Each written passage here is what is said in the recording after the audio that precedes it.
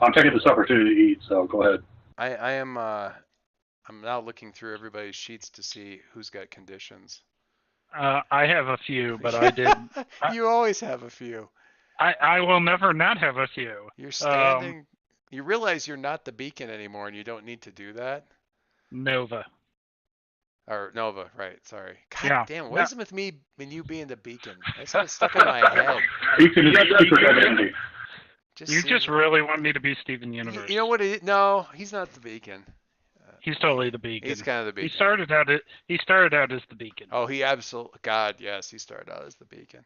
I think you can get like I know I said this already, but I think you can actually watch like the first 50 episodes of that show like on YouTube. Just I I couldn't find him. I mean, really. like I could find somebody's like really poor rips of Oh, him, and I could see clips of him on Cartoon Network's site, but I couldn't find. I will say this. So I will say this: if you're inclined to spend any money at all on it, I I, I season one, like the season one, it's a complete.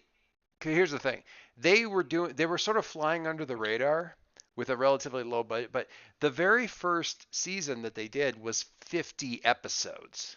These mm-hmm. 50 10 minutes, it's huge, and it cost exactly the same as all the other seasons that are like 10.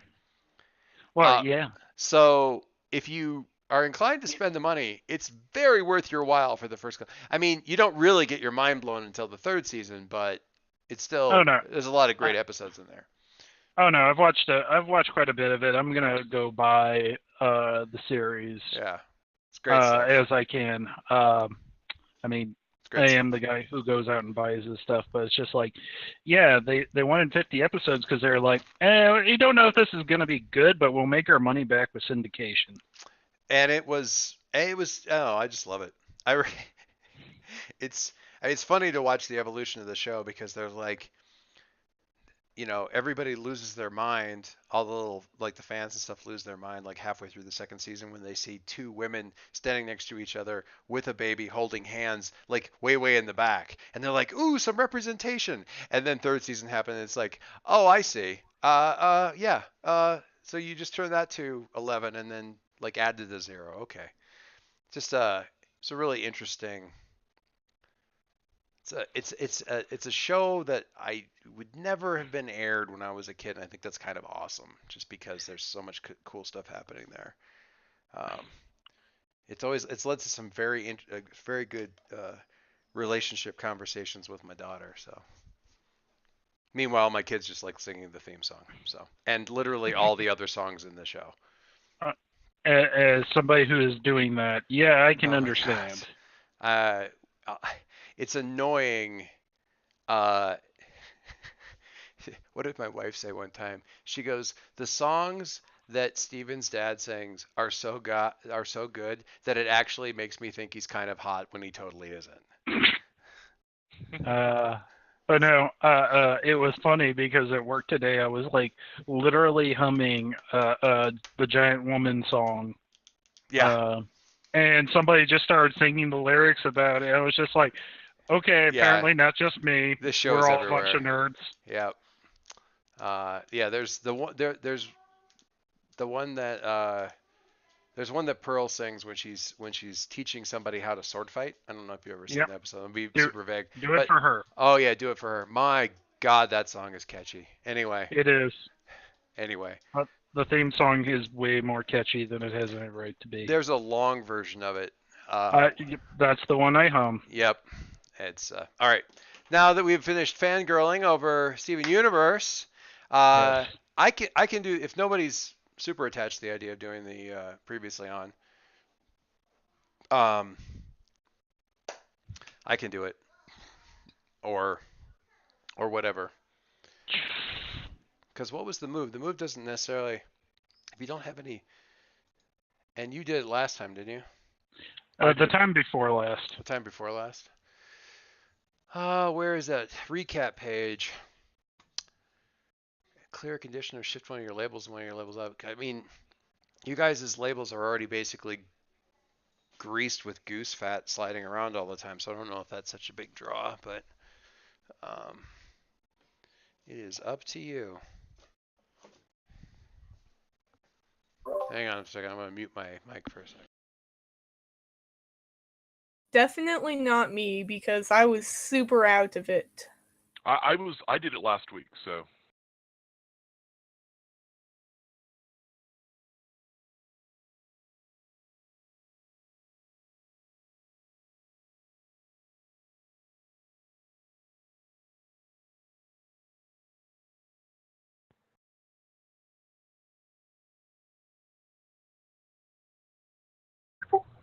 I almost think that's why Harry should do the recap.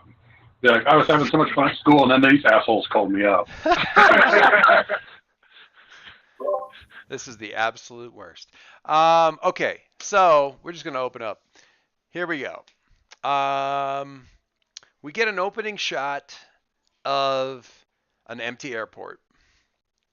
Just a few people hurrying along with. Glad to be back. I'm sorry.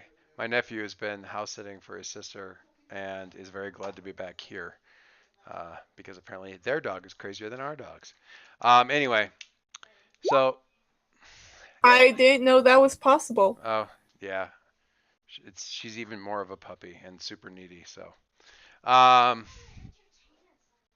right.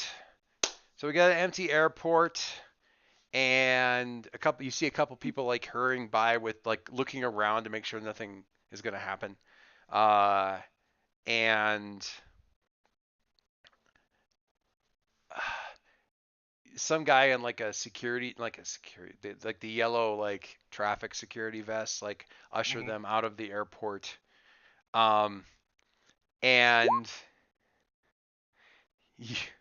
it's just there's no movement whatsoever, and then there's like a really big boom that makes one of like the velvet rope posts tip over, like from the shaking on the floor, and we cut to we actually the camera is a swoop down through the floor, like kind of like there's a like you go over and you look at the floor where the thing tipped over. There's a little crack in the floor, and it swoops down through the floor. You want hard framing? I'll give you hard framing. And it goes down and it stops in like it goes down through like 3 floors from the check-in to the baggage claim to the main floor down to the like monorail that's not monorail trains that are taking you from station to station, and then down again to like a maintenance tunnel, and down again to a baggage tunnel, um, with a couple of like unconscious dudes like sort of sprawled there, and then down again into hang on, A giant mole machine. well, and the guys that are sprawled there are all like wearing airport security uniforms, but they're not TSA. They have a big R on their lapel next to like there's like there's sort of like the emblem for Halcyon City, like the crest, not crest. What do you call that? Like for the insignia Logo. kind of for the logo, the thing for the city, where they have like the little silhouette and the little starburst around it or whatever. They've got that on one, and then like an R underneath of it, but like a stylized sort of branded R. And where did my little thing go? There we go. And we're gonna go here, and we're down into. There we go. Now the background isn't correct, but in this hallway, and there's another boom as this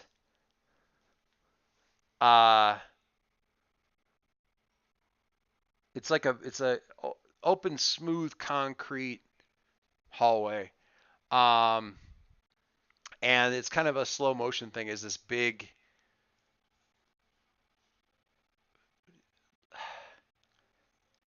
I like sort of a walker mech, not big, not huge, but bigger than people. Like the size of a Warhammer 40K, like Space Marine, like that size. Not like not Pacific Rim, but powered armor, So- heavy powered armor. Large powered armor. Yeah. Yeah, sort of smashes back into a wall, and you see um, Link's cables kind of zip back into his um, armor. He's standing there. Ghost Girl's not currently anywhere to be seen. It's so nice that she's such a oddball character that I can just say Ghost Girl's not here right now, and that just makes sense. And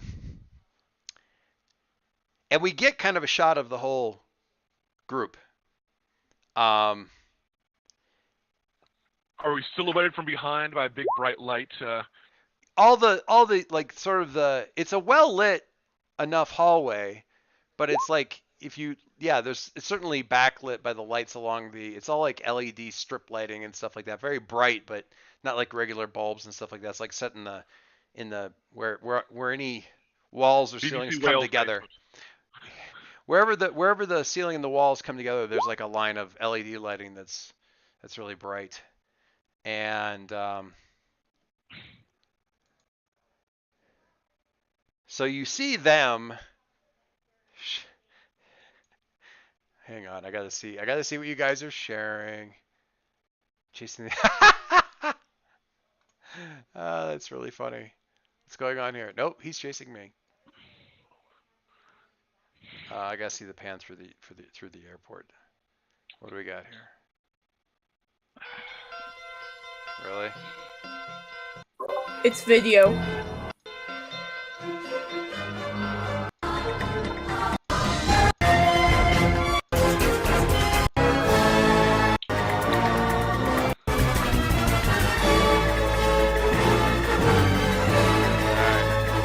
That's long. Sorry. No, it's fine. It's just I can't. All right. Dr. Haynes Airport in well, whatever. In this reality, HAI is Halcyon Airport International because it says hi, and I like it. Anyway, all right. So we get a shot, and so Link's kind of standing in the middle in his armor, looking angry. And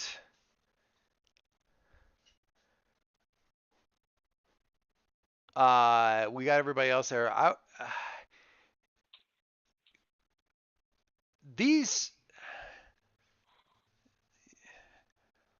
without knowing any more context, I'm going to ask people to tell me like what the shot looks like, what the expressions on each of your faces is as you're like sort of part of this group tableau shot.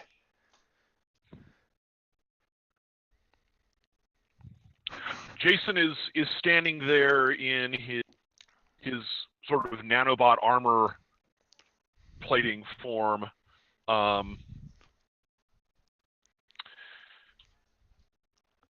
pointing for some reason. Pointing? Like, yeah, pointing in that leaderly way, either to say something accusing to the whoever you're looking the bad at. guy, or pointing at pointing at someone who needs to be hit. Right. Okay. Harry?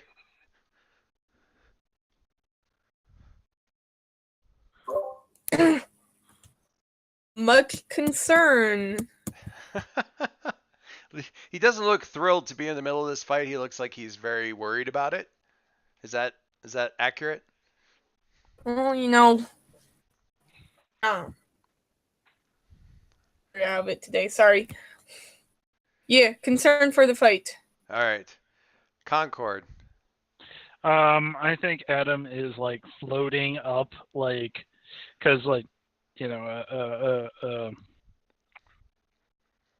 so I'm gonna guess that Link is like, the way you described it, is he like formed up with Otto right now? No, he's just in his normal. The first couple of passageways weren't really Okay. auto friendly.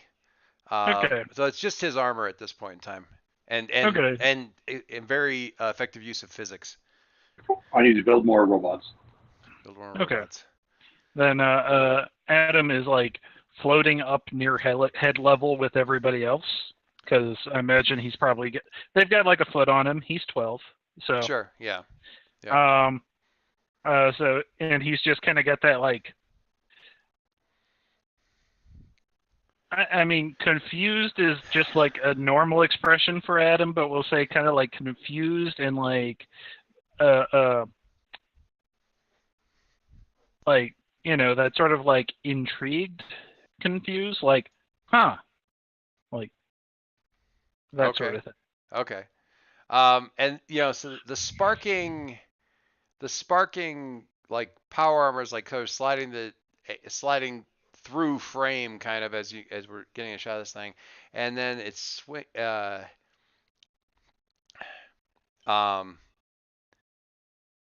you hear like the rattle clack of a bunch of the standard Doppler sound of a bunch of guns being pulled up and like armed. And down the hall, it flips kind of like to the opposing you guys down the hallway, and you see this, hopefully, eventually. See if we actually get to that point. There we go. Oh my God, that's huge. More bots. They are bots. They're not dudes in power armor. They're fighting giant robots, is what I'm hearing. Yeah. No, these are human-sized. The stuff you were dealing with before was a dude in a suit. Was a dude like in a small mech. These are bots. They've got sort of the stylized R thing. Harry, you recognize that logo, by the way. They've got sort of the stylized R thing kind of painted on a shoulder thing, but it's almost, I don't want to say it looks like an afterthought, but it kind of totally looks like an afterthought. It was just like, we can build a customized website for you. Just send us a copy of your logo in this size, and we'll make a website customized for you. And literally, the logo is the only customized thing on the website. And it's usually badly distorted. Yeah, yeah. This one's not badly distorted. It's well done, but these guys are definitely there. Harry, you recognize the logo. Link, you really recognize the style of these things. You guys look like you recognize stuff here. What's going on? Well, before we get that, so they're drawing up their guns and stuff, and it looks like things are about to get. That's what Jason is. Well, actually, superheroes, dialogue takes no time. So during the midst of all this, Jason is like, what are these guys? Who are these guys? Why are there combat robots 6 levels below the floor of the main airport?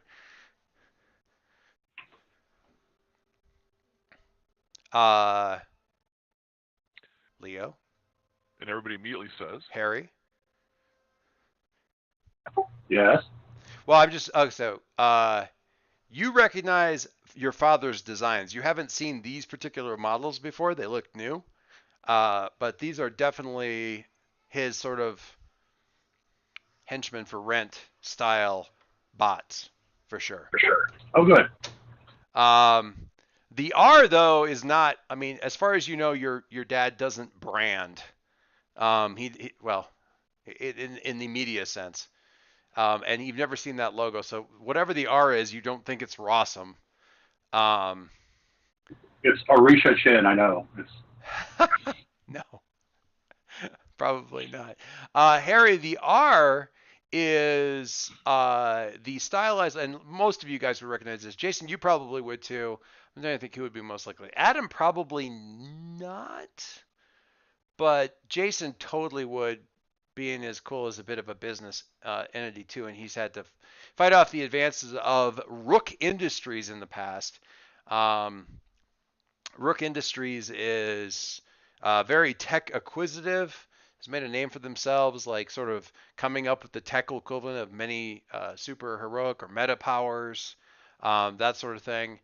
They have tried for not necessarily hostile takeovers of Quill Industries, but certainly hostile buy-ins or trying to slice portions of Quill Industries larger the greater Quill Industries off and like sort of nibble away at the edges. They've had limited, not none, but limited success with that.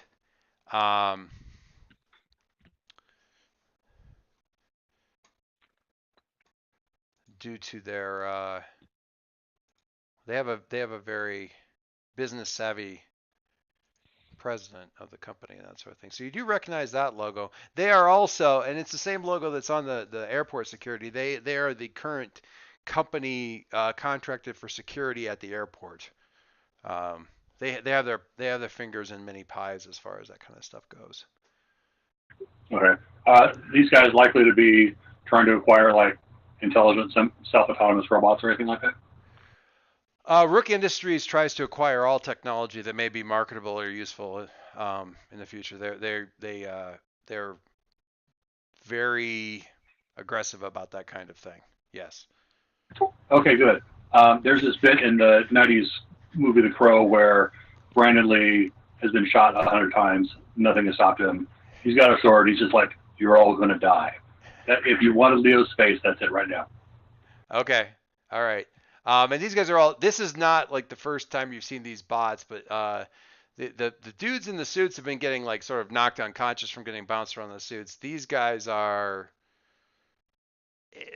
first time that you've seen these guys. Most everybody up to this point in time has just been sort of security guards with tech, but they're all like as part of the contract. They're only armed with like tasers and stuff like that. But these guys look like they're carrying actual real weapons. The bots aren't necessarily doing anything immediately, and you see the rest of you sort of see Leo tense, like he's about to leap forward, and you hear like this click intercom, like really loud click intercom kind of thing come over some speaker somewhere. And this woman's voice like, "Stop. Just stop." What do you do? Anybody? Who is this?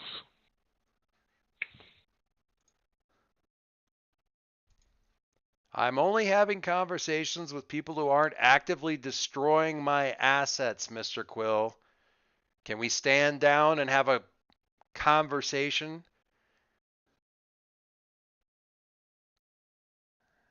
I'm willing to kind of hold my hands up in a. It all depends on. See nothing up my sleeve except for all the nanobots kind of gesture. Oh my god!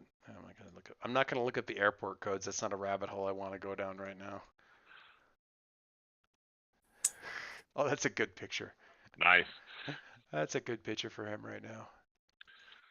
Thankfully, on these teams, there's always a dude in red, isn't there? It's a rule, though. Yeah, it actually, it actually is. It's sort of funny. Where is the? Sorry, I need to get up. There we go. I need to pull up the person here that I'm going to need. Okie doke. So Jason's kind of like showing he's, not immediately attacking. The robots kind of holding my hands to restrain the others, because I can tell that Harry's just about to leap to the attack. The bots don't immediately go. The bots don't immediately go. They don't like go into parade rest or anything like that, but they certainly pause. And wait to see what you guys do. Hey, voice on the intercom. Rosa Rooks. Link. Whatever. A friend of mine was headed to the airport. Do you happen to know anything that might have happened to her? We do not, as part of our contract with the airport, detain any people who are, unless they are a security threat to the airport. And we have not detained any people who, as far as I know, have any relationship to any of you, regardless of your identities. That's some very specific wording. Yeah. Mm-hmm. How much do these bots cost you? A lot? We may have temporarily detained property of yours due to a security risk. But you bypassed the customer service desk where you could have checked lost and found or made any requests of that nature, so you'll have to wait a little bit longer while we have a slightly different conversation about the material damage that's been that we've going to have to reconcile with the airport now.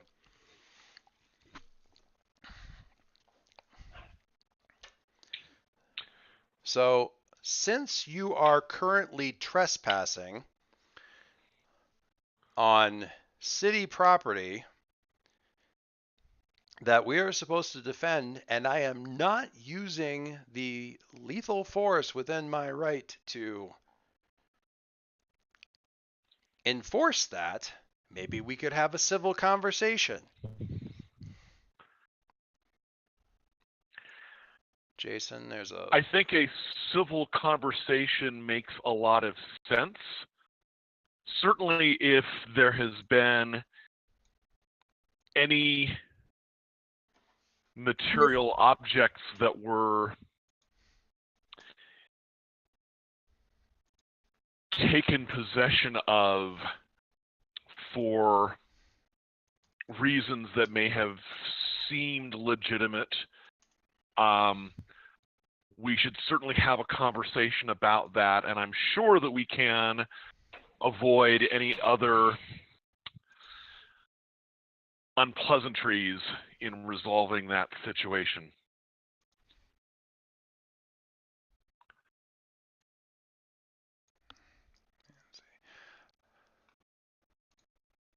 Well, kind of looks at the others. Well Harry? said, Mr. Quill. How Harry, about... what? Go ahead.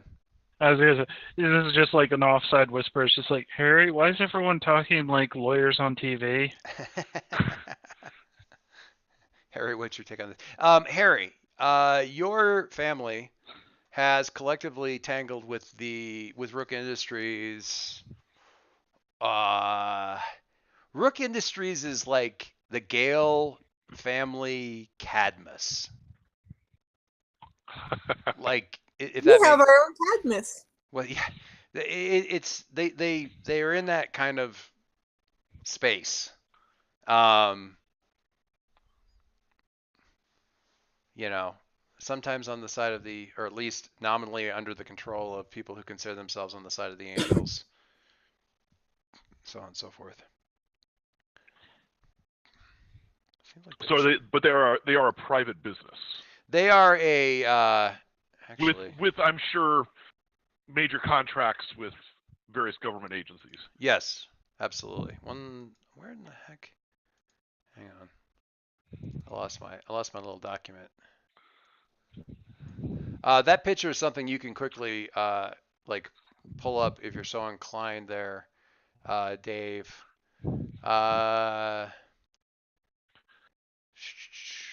Company was, it's a, in the same way that like Cord Industries or something like that. She's first generation owner of this company. She built it up and the reputation. They have a history of successfully capitalizing on scientific study of metahumans, making tech that replicates their abilities. She could only, I mean, she can most charitably be described as gray, in the sense of between being a white hat and a yeah, black hat. I mean, because she ends up playing really all sides of superhero conflicts with an eye towards, I mean, depending on whether you're a shareholder or not, with an eye towards the betterment of the company and thus the rest of the world, or with an eye towards exploiting people who manage to, leave themselves open. So it really depends on how you see her charitably. Like I said, she's been, as Barbara would describe it, drooling on her $3,000 suits for ever since your father disappeared to get her hands on any of the Quiltech. And really before then, he he apparently had an infuriating. There was one incident where she was talking to him at a convention and became slightly more and more agitated at one point, and he kind of just sort of like kind of did this, as Barbara tells it, you weren't there, but did this thing with his face, turned slightly away, and patted her on the head as he walked away, and and that was about a month before his disappearance. So yeah, since his disappearance, she's every possible angle. If there's a parking ticket with a Quill vehicle ID on it, they're trying to use that as an angle to wedge things in there and get like antitrust suits in, anything that can be used to sliver off pieces of the company and get their hands on stuff. With the Gale stuff, they've worked with the Gales in the past. They've worked against the Gales in the past. Probably more the latter than the former. They have frequently been involved in things, but never conclusively. That sort of thing. So. Oh boy. I am 2 levels up, just past the 3 unconscious guards that are currently being seen to by our paramedic staff. If you would kindly pull back up there, we can reunite you with your belongings and turn the rest of this over to appropriate mediators. That sounds like an excellent I hear idea. What's that? Appropriate mediator sounds like our parents have been called. It does. That is entirely accurate for Harry to think that. Now, the one comforting thing you can think about that, Harry, is that if your folks were called in on this thing and it had to do with tangling with Rook Industries, you're not necessarily in trouble. Because No, but they were still called. Yeah. Your father doesn't have a lot of patience for Rosie. Your mom, you're pretty sure flat out hates her. So, yeah, that's the thing. Yeah, so it was clearly somebody was called. Something was called. So, and this isn't Rook Industries territory, so it isn't. Yeah, unfortunately, things were more complicated because of that. Mistakes were made. Well, yeah. Okay. We carefully go back down the corridor to the freight elevator. Which actually isn't there. The doors have been pried open. The elevator went into security lockdown. It's about a floor and a half up with a hole through it. There's been some damage. There's been some damage. Leo's going to tag Jason as he walks and just say this to him. You have one chance to do this right. No pressure. I'm glad I've got that many. Just keep calm. The important thing is to get Pneuma's body back, and then the rest can be taken care of separately. Okay? I'm glad we understand each other. We will make that happen. That's interesting.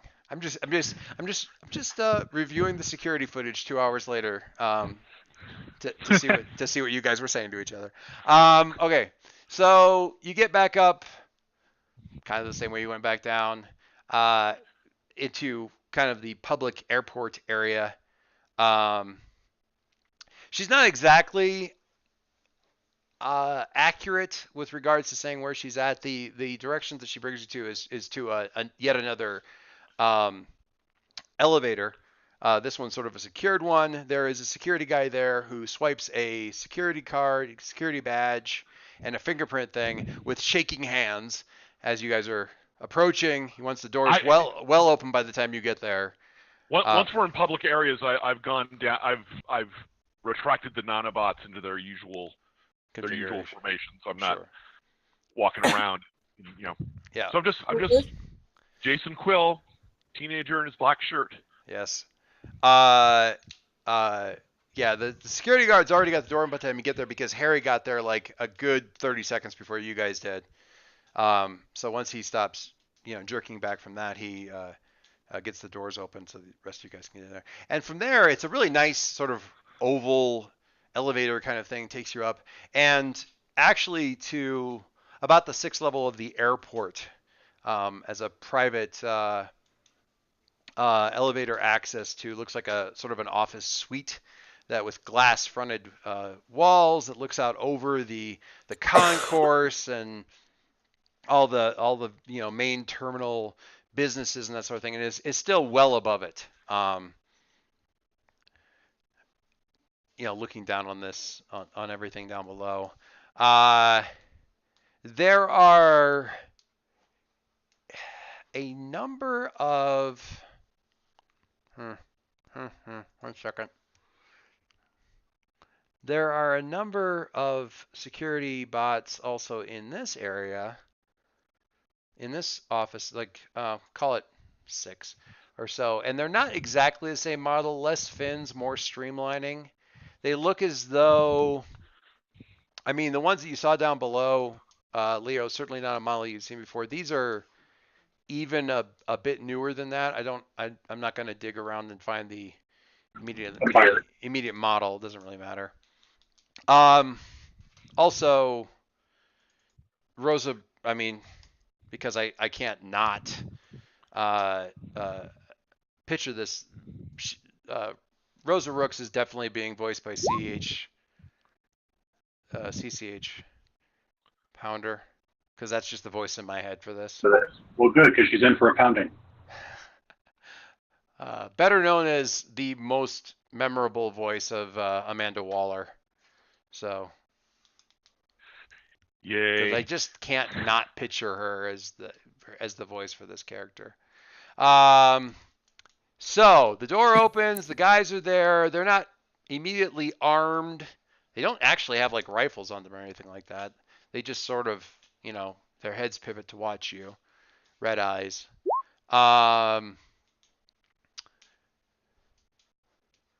She's there, kind of behind this big desk, business suit kind of a deal.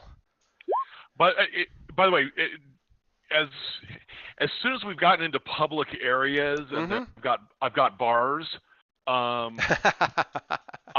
will. I'm going to make just kind of a quick heads up phone call to either Barbara or Hannah, whichever one's in town this week, just to say we might have a legal concern. May have run into some problems at the airport with Rosa Rooks. Just Rook, watch but yes. Rosa Rook, watch the news. Watch the news and activate the legal squad. Yeah. Okay. So she's there, and as you come in,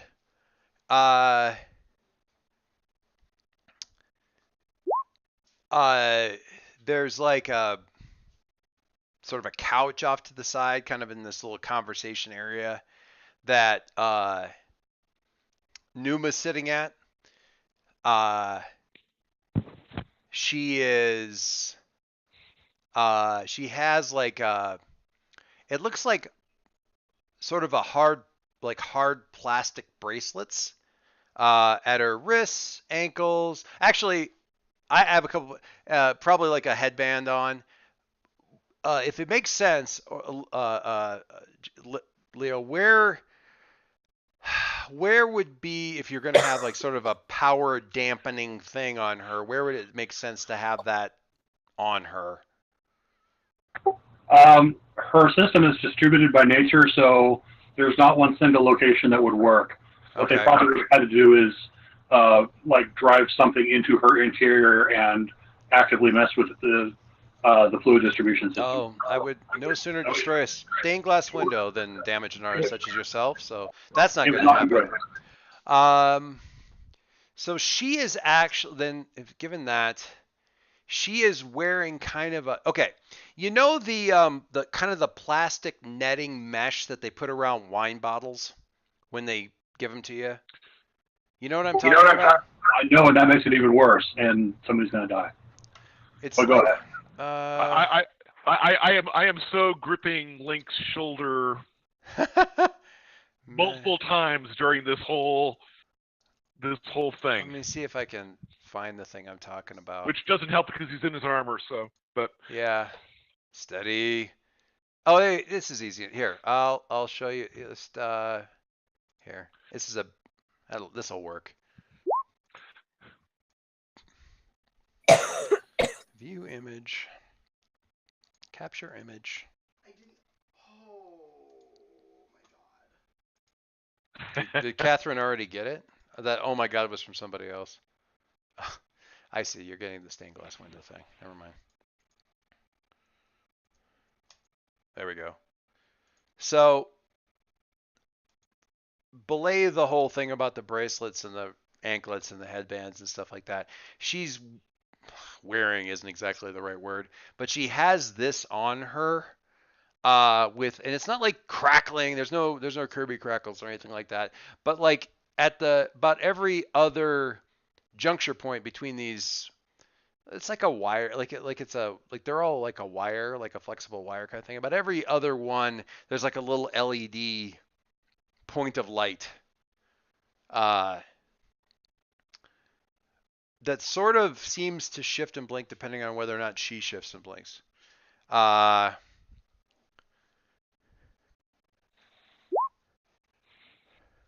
of respect for your privacy and your belongings, or the belongings of whoever happened to own this device, we did not damage it, but since we were unable to ascertain its purpose and its capacity, we had to neutralize any ability it may have to attack or harm the airport or those within it. So we had to apply a security netting, the most benign way of neutralizing any possible attack it might make. We appreciate. It can still communicate if you desire to do that.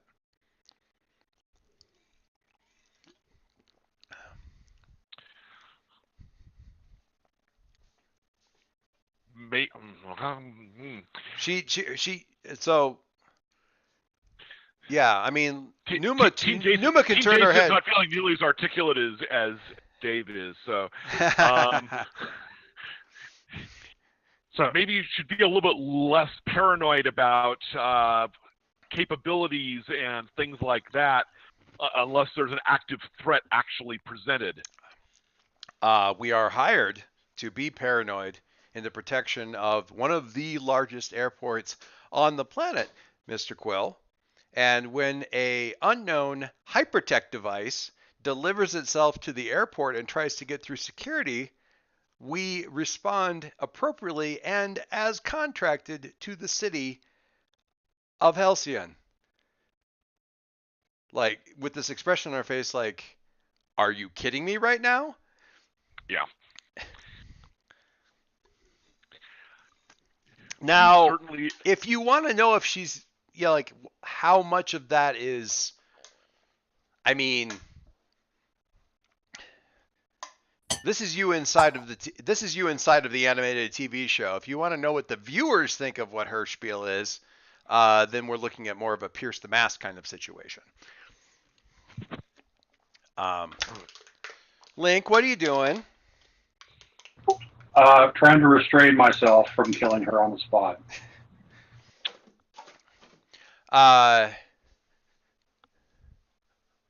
Harry, you're looking for rationality, you don't expect it. Yeah, what's that? Say it again. If you're looking for a rational response, you're not going to get one. No. I'm just occasionally checking in to see if the timer has run out. Harry, what are you doing?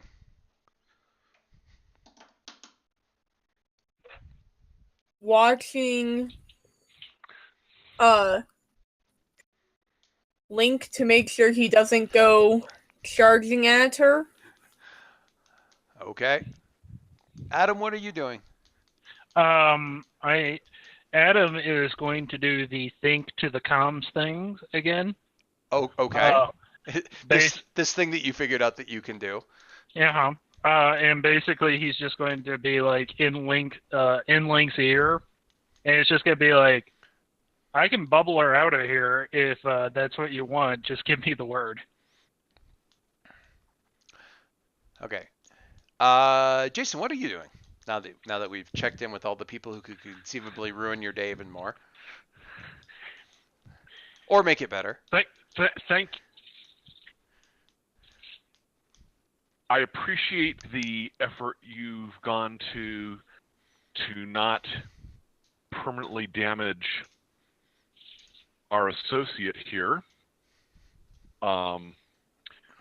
We would be more than happy to take her back into our custody. She looks legitimate. Well, she projects legitimate consternation and confusion at what you're saying for a moment. Like she's frowning at, like, what? Are we talking about two different? And then she got, oh, right, yes, her, sure. If you like, there will be some legal paperwork that will need to be taken care of, but our statement has already been filed with the city to be accompanied by security footage as soon as we are able to compile all of it from our servers. As I understand it, there will be an escort available to make sure that your statements are taken. And if I'm not mistaken, they are, and she kind of turns her chair and leans a little bit towards the window. They have arrived on the main concourse, appropriately in the departures area. So, if that's everything, Link and Mr. Quill, we will be... not everything. It's kind of nice right now that because of where you are next to the mic, it sounds like you're talking from inside a suit a little bit.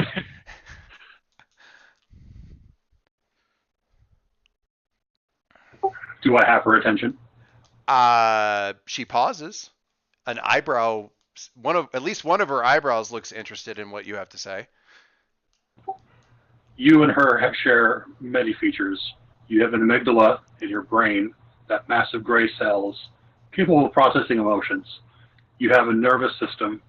You have what passes for an endocrine system. You have muscles. You have support system. You're both actually very similar. But between you and Pneuma, only one of you has a soul. Oh, snap. Did you imply Rosa has bad skin? What? Oh, I heard what I am probably misremembering what the different different systems are, because I heard you have what passes as an endocrine system. I was just like, what? No. Endocrine is hormones, isn't it? That's something for you later, like when you guys are walking out of the airport, for him to lean over to her and go, did he was implying that she had bad skin? Isn't that what the endocrine system? Oh man, I need to study for the science test tomorrow. Oh my god. It's hormones. Okay. Adam and I both have really bad at biology. The main stinger was the soul thing. Yeah. Yes, you are a fascinatingly talented inventor, Link. And she says she just loves landing on the L and like, Link. I have really only seen the equivalent a small handful of times. It's remarkable technology. Really, truly remarkable. I think it would be best if we move on to give our statements, and then we can all be out of each other's hair. That sounds fabulous. And with that, she kind of, she actually just turns back to paperwork on the desk and the elevator opens up behind you. Standing in the elevator is a lone figure in a Okay. in a black suit, Much concern. a little bit shiny on the knees and elbows, In a frumpy black suit. in a Yeah. frumpy black suit, slowly but very firmly massaging his temples.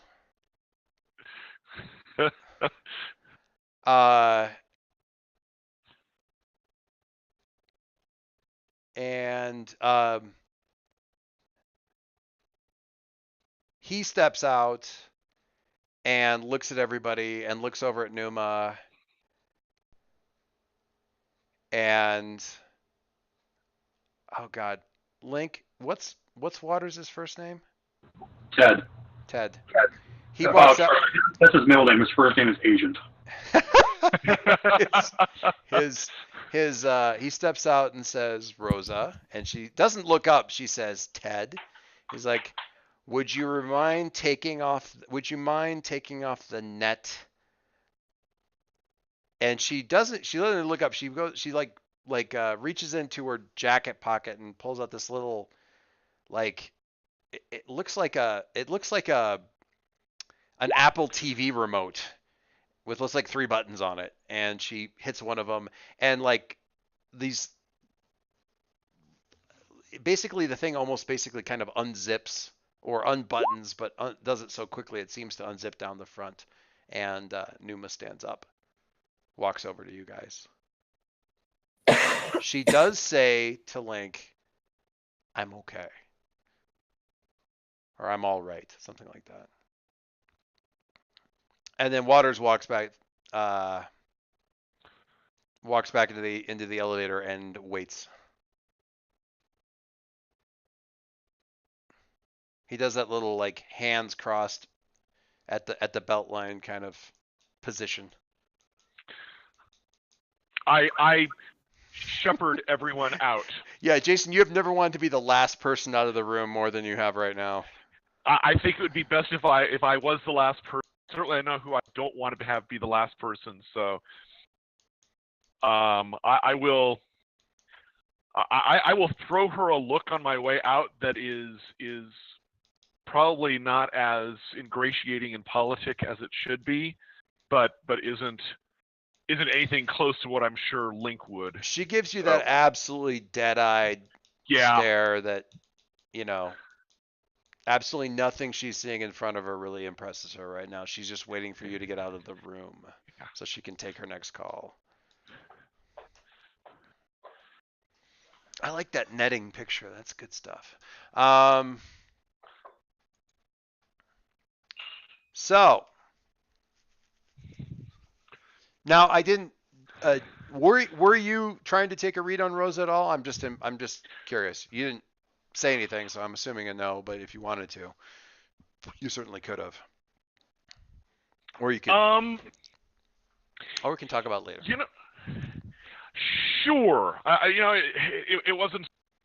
Actually, I was actually more focused on Link, but. Well, if that makes sense, actually.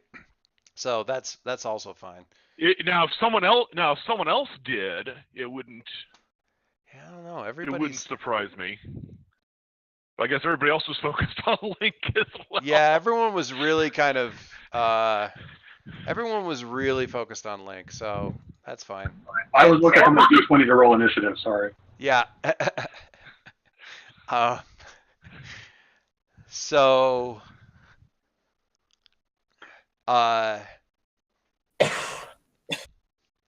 Nobody says anything in the yeah, nobody says anything in the elevator.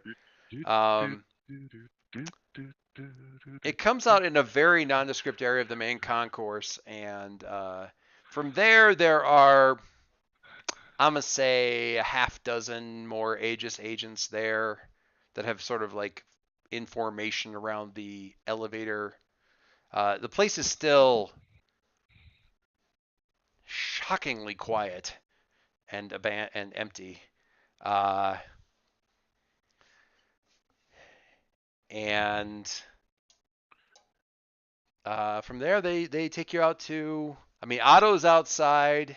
He's also he's got kind of an entourage because he's sort of surrounded by like your basic Chevy Suburban, black Chevy Suburban, and a couple of Ford Transit vans that are also like all black, and you imagine probably have like the equivalent of SWAT inside that thankfully have not been disgorged. Oh, good. Otto has groupies.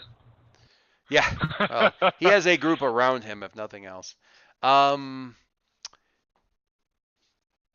So we can backtrack here a bit to simply fill in that there was some research done and a move towards the airport that was probably somewhat abrupt and left a few people, not Harry, scrambling to get out here. Jason, would you have like jumped in with Otto out of just I need to kind of keep him within sight kind of thing, or would you have? Is there a quill disc out here? Or yeah, dude, I just bought the quill disc, or I just spent for the quill disc. So there's definitely the quill disc. There's definitely a quill. Oh, you bought you put a point. I took the Kirby Craft as an advance. I want to see what the thing. Advance. I want to see what the things are on those. Mostly the downsides, because that's how I roll. But nothing surprising. Easily flipped. No. So. Unarmed and easily detectable. Now I'm assuming at this point in time, we'll just assume that Link has angry. Yeah, I'll mark it. Is that fair? I'm marking double angry, actually. Yeah. I need. How many boxes are next to that? Can you please recode this so there's additional checkboxes next to angry? I actually looked at the newborn, which has a move you could take, which is like take an extra condition, and instead of like damaged or whatever, I would just be like, yeah, this is just going to be double angry. It's going to angry again. Yet more angry. I'm angry. Oh, and I'm angry. So I'm pretty much expecting Waters to have something to say. Until that time, basically, he's just going to ask Pneuma, just like, do you need anything right now? Wherever we're going to go next, I'd like to ride with you. If that's all right. That's assumed. Absolutely. Waters said, well, we are going to have to go back and take some statements and do a debrief. Fine, let's go. And normal address. Like the place you kind of when you meet up with Waters and kind of touch base every so often, it's that's what he's referring to. Is it a big formal, shiny, glossy granite walkways, Aegis headquarters, or is it kind of an office in the fourth floor of a nondescript building downtown? Probably the former. Probably the official Aegis headquarters. Yeah.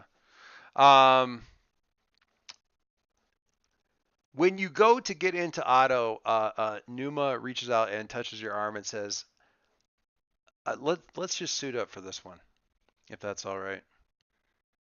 That's fine with me. So, you actually get to see. You ever seen Pneuma do the transformation? But she actually sort of gloms onto, Actually, you know what, Leo? Can you tell me what this looks like when Pneuma's part of the whole suit up process? Like under any other circumstances, Leo would be sitting there thinking, "This is the best part." But yeah, essentially, her entire frame will almost kind of flip. Like imagine that her body is made up of these little postage stamp tiles that invert from normal human being to this armored robotic chassis, right. And that sort of opens up like a shell and encases the entire suit. So he basically buffs up as she's providing like kind of external musculature. It's like she's an exoskeleton with extra sensors for better coverage, and basically is kind of like a co-pilot now. It looks really, really cool. It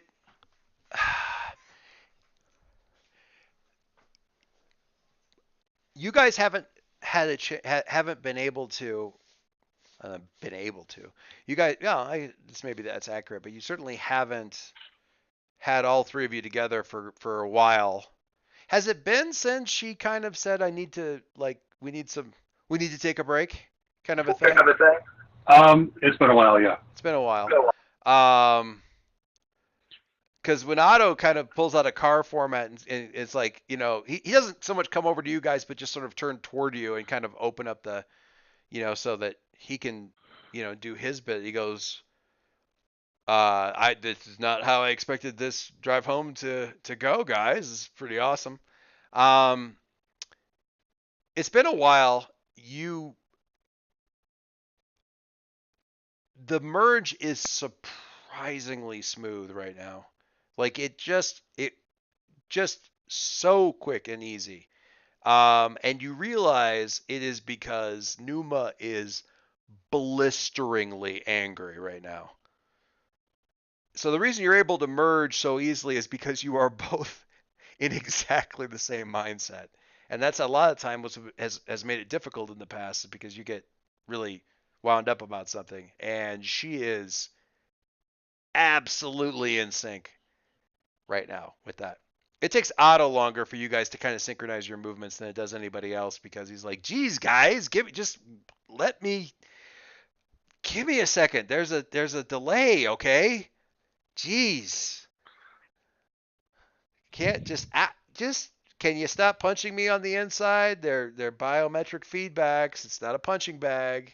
Okay, all right. Kind of rolls his head back and forth a couple times. All right, I'm good. I love you too, Van. Yeah, okay. Stop kicking me. Jeez. Like having an angry 8-month-old in here. Anyway, not that I've ever actually given birth. He's explaining that to everybody else. Like, not that I've ever actually carried a human being to term to know what having a baby kick. I'm probably over explaining this a little bit too much. I'm not saying Link is a young infant, preborn.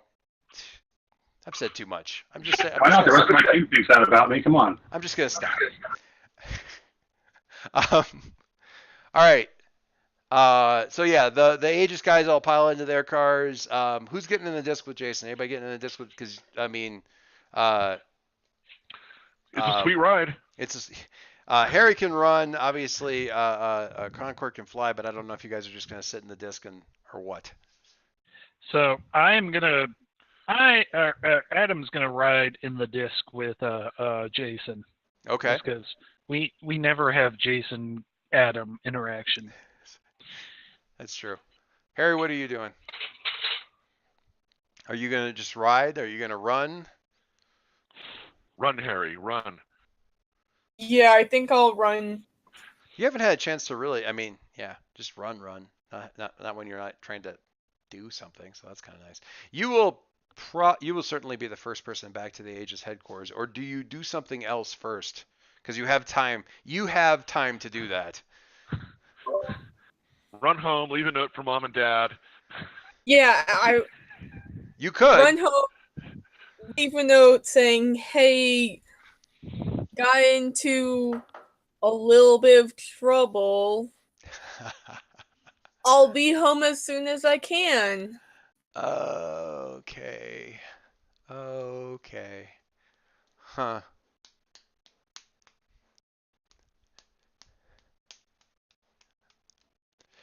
So, okay. That's what you intend to do. You get to the house, and Uncle Chase is sitting on the front steps, kind of just, resting his arms on his knees, as you kind of like, skid to a stop. I can feel my labels shifting already.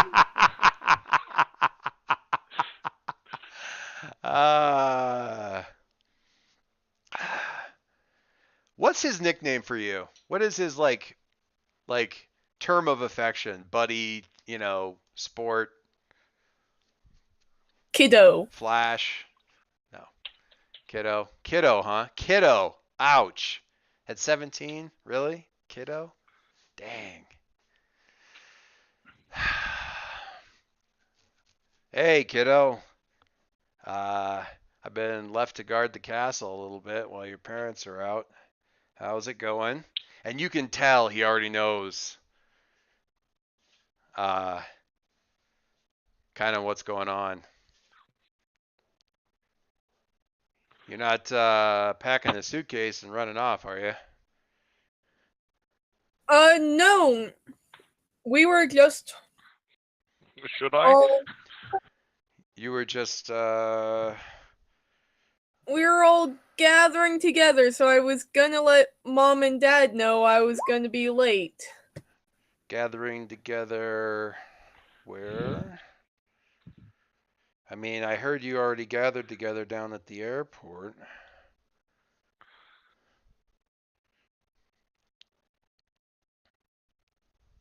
Where are you gathering together now? We need to go give a statement. All right. All right.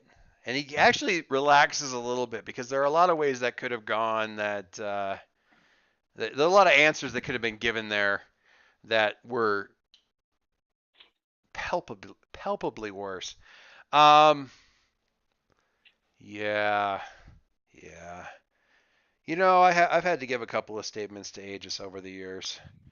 After things kind of go a little bit sideways or get a little bit out of hand. I'm sure they'll figure out a way. I heard you guys were official with them. Not, but like on the books. So they'll do what they can to smooth things out publicly. They're probably going to be a little bit upset. Might be a little bit of extra homework afterwards, but can I? So I got a question for you, kiddo. Shoot.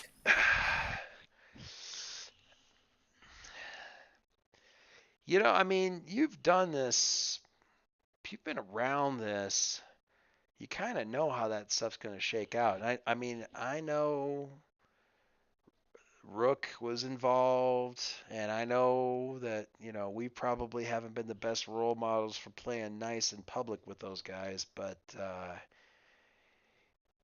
you couldn't have talked your friends down? You couldn't have talked those kids down and maybe come talk to somebody? Gotta, your folks are kind of counting on you to step up there and kind of walk your friends around these kind of landmines, kiddo. Kind of gotta be you gotta be the grown up in there. Yeah, I know. Labels are shifting. Kaylee's listening in the other room going, man, I don't need this kind of parental talk. I don't even like hearing this parental talk. So, I mean, you've got the time more than anybody else there to take a moment and think about what could be the next thing to do. You've got all the time in the world. You got to keep your head on the swivel and start thinking about the best moves, and then try to get people to make them. You won't always make friends, but you can keep these people that you care about out of hot water, maybe out of jail. And there are going to be some people that think that they probably shouldn't be out of jail. So if you don't believe that, you really need to kind of help them out. You're the Gale in the group. This is what we do. Wait, the speedsters are supposed to be the rational people in the group? when does that ever happen? Barry is totally. He's the. No, yeah, you're right. Barry maybe. Yeah, Barry's the stodgy one. Okay. Barry's classic DC Comics Barry. Barry is the voice of reason in the sense of like, okay, guys, we're all a little hot right now. How about we all calm down? He's the Barry that goes in and goes, okay, bad guy sitting here, you're off your meds again, aren't you? You know, finish up your drink and I want you to turn yourself in later. You know, that kind of a. Now, that may be Uncle Chase. I'm not sure that it's fair to say that that's dad or that's mom, but that's how Uncle Chase is. Anyway, that's how he hopes Harry turns out, which is why he's pushing Harry like this. Yeah. So, Harry,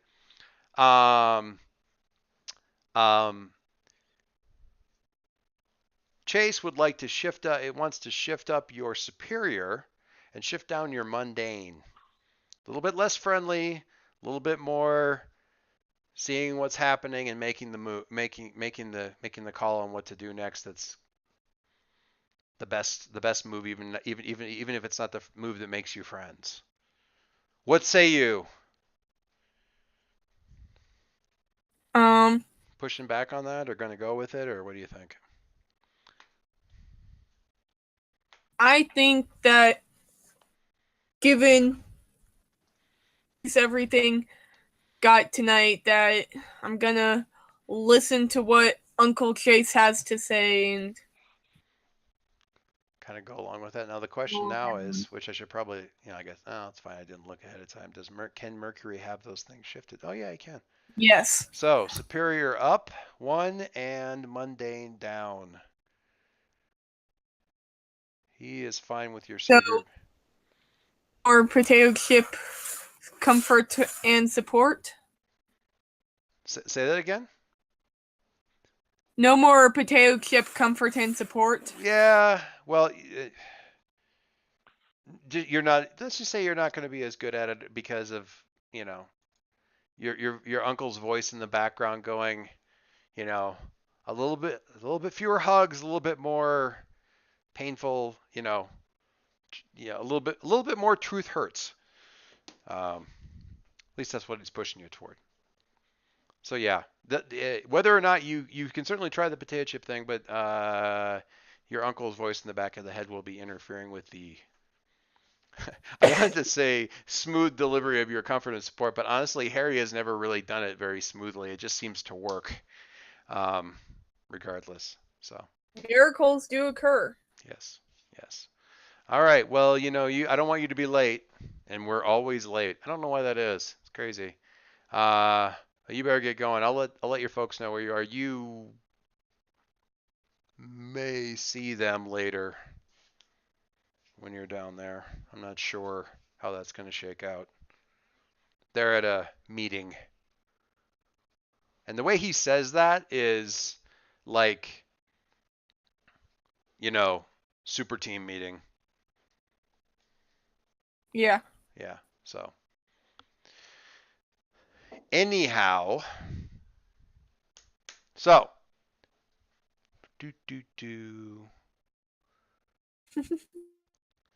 okay. Now we're back to actually while Link is flying, is there any what do you ask, or what's the conversation like going on there? Because Pneuma is quiet, absent any other input. Otto will keep up vapid chatter for the entire flight if he's left to his own devices, but that won't get you anywhere. So. Well, I have an obligation to tell her that there's a live backup of her running back at the Quill Foundation, and I'll let her know that, we're going to get through this together. You can feel her frown. How did that happen? Well, if you don't have any more information than I do, then I guess we'll have to find out together. I didn't send any signals. I don't think I sent any signals that would have activated a backup. I am 100% sure that you had nothing to do with the activation of it. I will relay the details of what happened and why. There are a series of events that would cause something of that nature to occur, but that's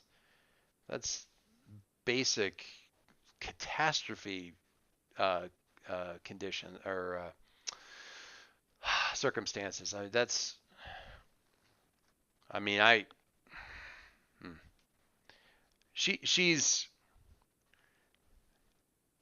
She's angry. No, I might leave that alone. You can tell she's angry, but there's something more going on there. She's angry and something else. So, but yeah, we'll have to. If we have time, I'll try to get a read on it. But if you want to move on, that's fine. No, that's fine. I'm absolutely fine with you taking a read on that if you're so inclined.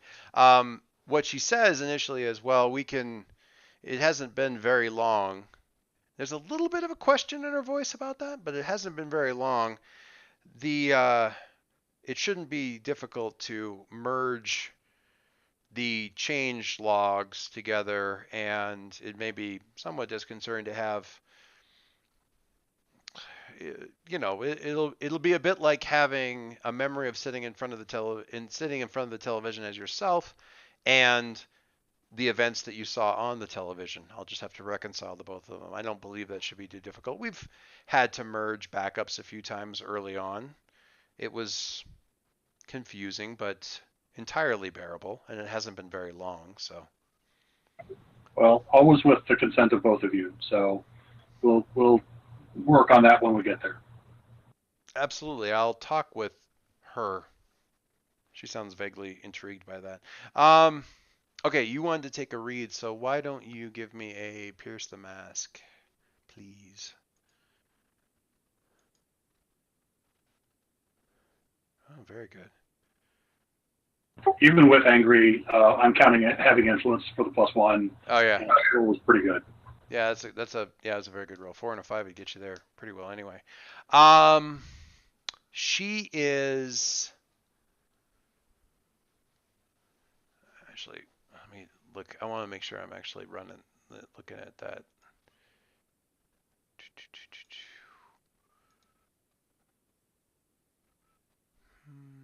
11.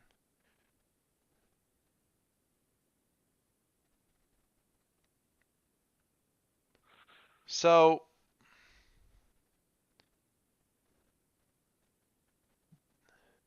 these pictures aren't. Sorry, the questions that are related to this aren't exactly on the money for all of this, but. Well, I mean, not phrased adversarially. They do make sense. Like, what do you want me to do? What do you want to do? And how can I get your character to tell me more? So what she's. Yeah, there you go. I like that.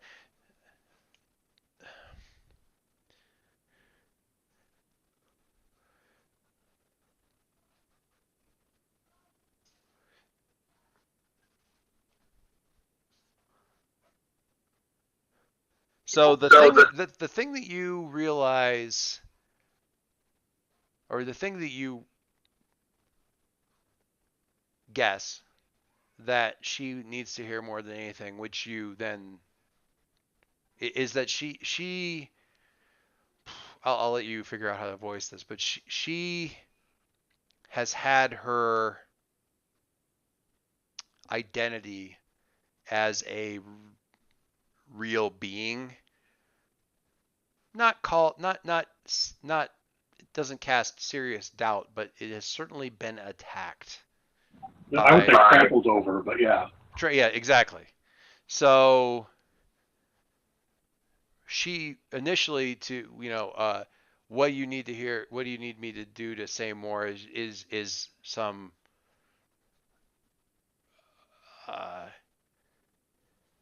your response to that, or your reassurance on that front, or some sort of comfort on that score would open her up a bit more.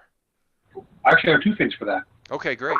And the first is something that I, as a player, have been thinking about until you hard framed us into this and saved me the time. I couldn't see a situation where we wouldn't end up in the scene eventually anyway, and it just seems like so much faster. And I kind of want to rope Mike into this as a player as well. I will see if I can give Adam a call in comms. That's remarkably easy. Yes, absolutely. Hey Adam, I got a question. Actually, we have a question up here. You remember back when you were tracking people, or I'm trying to remember how you put it, asking the world a question. Do you remember that? Yeah. Hey, so if this happens again, let's say that you looked at the soul or the spirit or that emotional core of Pneuma that we had back in the Foundation. If you saw that and saw like a recognizable pattern, do you have enough? Is it like something you could track, like to find another instance of it, maybe? I have no idea. I'd like to try. If you got time later, I'd like to do that experiment. Okay. Do you think he's going to see anything? Well, I don't know. I mean, his powers have been kind of, irregular lately. That's a good point. I got to think about that. It wasn't a question about his powers, Leo. Well, the other question that you're implying isn't a question for me.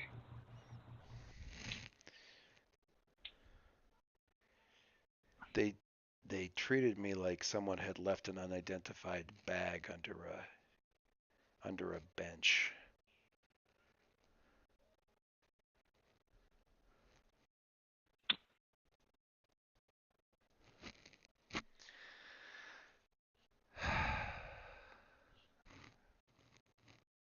Well, there's a few ways that I can address that. Also, first, there's an errant, completely inappropriate thought of like, why is she sighing? Why is that a thing? She doesn't need to sigh. It's because she's a person. People do that. Anyway, so you were going to say something. Well, I mean, it would have been easy to hijack a plane and fly it into the Rook Industries building. I didn't think that would be politic. No. So I was thinking of maybe a like less escalated response.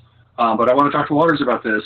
Whatever paperwork, Aegis has made for us in the past, I want to see if we can get that strengthened or more official so that you have legal protection against these people.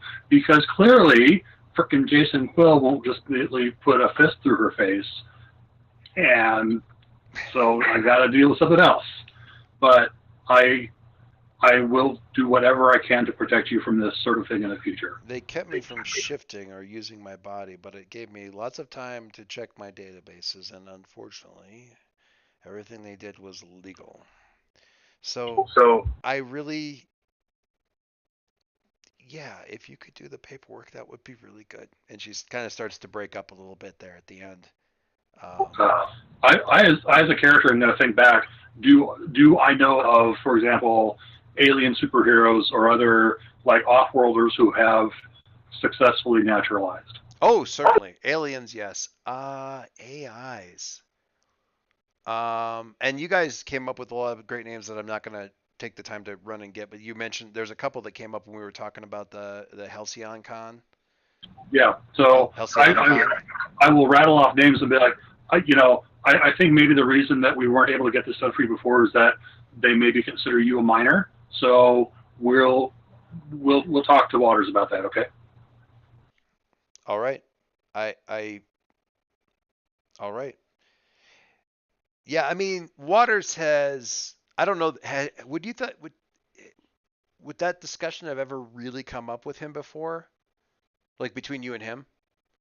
With regards to Pneuma's, a version of it came up when the question became, so what's going to happen the first time that a cop pulls us over and asks us to see our paperwork? At that time, I expect that Aegis would have said, okay, we're going to give you like standard doctored paperwork that will basically flag us if something like this gets called in. Not like an independent legal identity in the sense of like the numerous government departments have all been set up with the appropriate records and whatnot, but something that would at least like flag law enforcement's attention. Yeah. So basically Leo's now going to be like, yeah, we need the full course. Yeah, it was basically like there's stuff in place that will get Aegis involved, but there wasn't stuff to get her legally a real girl. And I think they kind of wanted it that way so that they still had some leverage over Leo. Very likely. Also, yeah, she's a bit of an unknown. She's more of an unknown entity than you are, and you are an unknown entity to Aegis. So they're not going to be invested in going, yeah, let's get this person full citizenship and people status, so on and so forth. Honestly, your experience is there's certainly quite a few people at Aegis who would probably voice things in much the same way that Rosa Rook would with regards to an it versus a she and all that sort of stuff. Yeah. Water's never done that, obviously, but It also occurs to me that I'll tell Numa, like, if I recall, if I as a player or character recall that Harry and the Gale family have some association with Rook, I can say we should talk to Harry and see what that family has as far as dirt on these people, and let's see if we can get them back for this. I like that idea. I like that idea very much. So I feel bad that I was just going the trip. I feel stupid about it now. I was just gonna meet with there was a Buddhist monk that I was gonna. We had been talking on this online message board, and I had been kind of talking philosophy with a couple of people about things. And I just wanted to kind of talk face to face with them while I was over there doing a little research. I don't know why I didn't tell you. You don't have to, but I would suggest let him know you're going to be late. Right. Yeah, I'll do that. Right. Not that you're not going to be there, that you're going to be late. That's very nice. I like that. That's very nice. Did you rattled off a couple of the questions. I think did you cover most of the ones you were looking at there? What do you want me? It sounds like how do I get your character to tell me more, and it sounds like she did. Yeah. What you intend to do, kind of wasn't answered explicitly, but it sounds like go along with the plan as presented was the answer. Yeah. Yeah. And what do you want me to do, which is like say the right words and be reassuring. Yeah. Hopefully I did that. Yes. Good moves all the way around. She is yeah. She's having a thought right now, which you do not have the successes to get at right now. But anyway, but it's a good thought, so that's fine. So Harry, you're racing back over to Aegis. Barbara calls you back, Jason. Barbara, thanks for calling back. I had a couple things I wanted to go over with you. What? A couple? Just a couple? Well, yeah. So they evacuated the airport, Jason. I know. It was nuts. I mean, I wanted to, believe me, it was the least worst thing that could have happened here. So, but it's under control. Really? Well, yeah. I mean, you know what they did? What? Who did? Your friends who? No, the folks there at the airport. It was Rook. So it was Rosa Rook, Rook Industries, those folks. Yeah, they have the security contract out there. Okay. Yeah, and they like Pneuma, the robot companion that Link has. She's like trying to board an airplane, and they say, "Hey, look, you're a crazy high-threat robot. We're going to deactivate you and stick you here in a corner. Ha-ha!" And so Leo obviously took this really poorly, and Okay, I can leverage. Maybe reacted really strongly, but I can kind of understand that. And so is she an emancipated citizen? No, never mind. We would know that already. Never mind. She's not. I would have checked that already, or Hannah would have checked that already. It was Rook Industries. Do you think? And she's not. She's asking this question, and it seems like a good question, except it's kind of the angle is different. Do you think that they were? The legal phrase would be obtaining, but let's say abducting. Would you say that they were abducting her in order to scan or in some other way acquire Link's tech? It would not at all surprise me. I okay. mean, no. That's good. You know the Rook people, right? Right. I can use that. That's that'll. No, they did have her hauled back up, and she was sitting in Rosa's office when they're at the airport when we came in. So I mean, they hadn't started dismantling her or anything. I have No, no idea but- what sort of scans they may have done or anything like that beforehand. But this is exactly the sort of thing that they would have done. Yeah, no, the board will absolutely buy that. That is a really good angle for this. I will, yeah, I can definitely take that to them and definitely get. We got so much bad blood in the past with Rook that I think I can probably, yeah, we could. That'll fly. That's a really good angle on Well, this. yeah, of course it'll fly. I mean, it's just crazy. Look, so the reason so I'm on my way down to the Aegis headquarters to give a statement. I don't know if you guys want, Aegis? Well, yeah, because Okay. they came to, I guess they got called in on this at the airport, and so we're all headed down there to give a statement. Rook has already given her statement. Okay. You said before that the agent Waters. Yeah, he took in. You're registered. You're a registered group now. Yes, we are a registered group. Fantastic. Okay. Well, that probably means that they'll try and spin this in some way. Oh, we are gonna owe so many people. All right. Okay. I'll get us on the side of, well, I'll get us in the direction of the side of the Angels with the board. And do you need what do you need from us, I guess? Well, I guess I don't know if there's any concern you might have. It's always like, before you sign anything, make sure that we take a look at it first. If I'm going to give a statement, whether you're going to want me to have a lawyer there or something like that. I don't want to cause any problems. Unless you're signing away your share of Quill Industries to Aegis Oversight, you probably sign anything having to do with whatever press release they want to release with regards to this, and anything that they want you to say in public, as long as it does not directly fly back. And she actually sounds like she's sort of throwing off boilerplate here. As long as it does not directly point back at or reflect back on Quill Industries, which I don't think it will. Of course not. The angle here is that Rook was, well, from our angle internally, we're not going to have this as our public statement.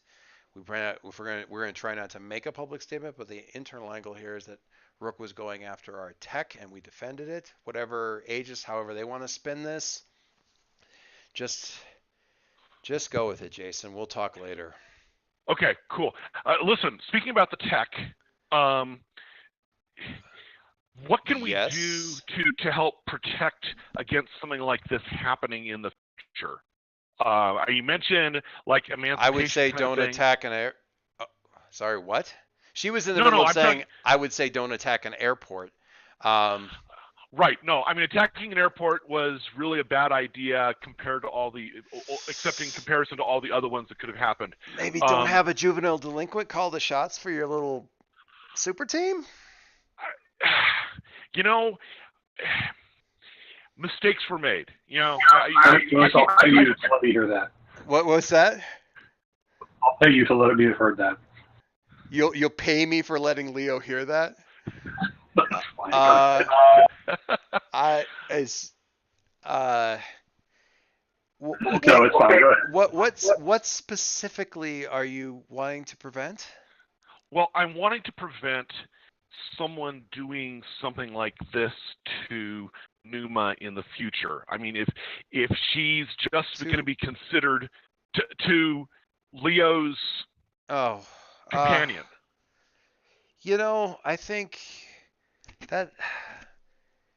I think Leo and his friends are kind of Aegis's problems. I don't know that we. I'll see if we can. If they need some legal consulting on that question, we can probably provide that. But that's not. I don't know that Quill Technologies can get involved in technology that isn't Quill Technologies, Jason. That's kind of. We can. Well, yeah, but I mean, Leo's a friend. He's in our group, the registered group I'm a part of. Pneuma is part of the band. I mean, she's part of. There's no way legally she's on the paperwork right now, though. Well, no. But I mean, she's. Yeah, her situation raises a lot of really difficult questions. It's not simple, and there's a lot of people out there that. I mean, before we could get to that stage, we've got to convince them that it's a stage that can be taken. I'm unfamiliar with some of the legalistics around there because your dad never tried to emancipate any of his AIs. Sure. So, no, I understand. And he had his reasons for that, and we can maybe revisit them and talk about that a little bit, so you can have a little bit of the background there with regards to standing instructions with the company, and we should talk more about that. But I really need to get back on the group call and before the shouting gets to the point where having them on mute doesn't do any good. Okay. Yeah. So I will let you know how things went down at Aegis, and I won't sell the company for a bag of beans or something. Yeah, it's just. Yeah, I mean, I know you're on the paperwork as that front man. You gotta find the brakes on the floor. It was a crazy situation, and honestly, I could see his point, even if I thought maybe we were rushing a little bit in charging forward with this. But I mean, this is like, if okay, I don't have a personal comparison. But I mean, this is really important to him, and I kind of understand because, like I said, part of the band, even if she's not on the paperwork. You're a really good friend, Jason. Leader is something else, and I think you can be a really good leader too, but it means not always being a good friend. So, just a thought. Your dad ticked a lot of people off too when he was doing what he thought was the right thing. So, okay, just something to think about. And she's going to be also trying to shift your labels to cut that emotional stuff out and be more of the hard decisions guy. Because adults suck, and this adult move of, don't be friends with your friends, instead do this thing that I think you should have done instead thing. So what she's doing is she wants to move your superior up and your mundane down. What do you think about that? That push to be less of a friend and more of which I will say at a meta level is almost exactly the opposite of what Leo asked of you in your long talk about the same exact what does a leader mean thing. Right.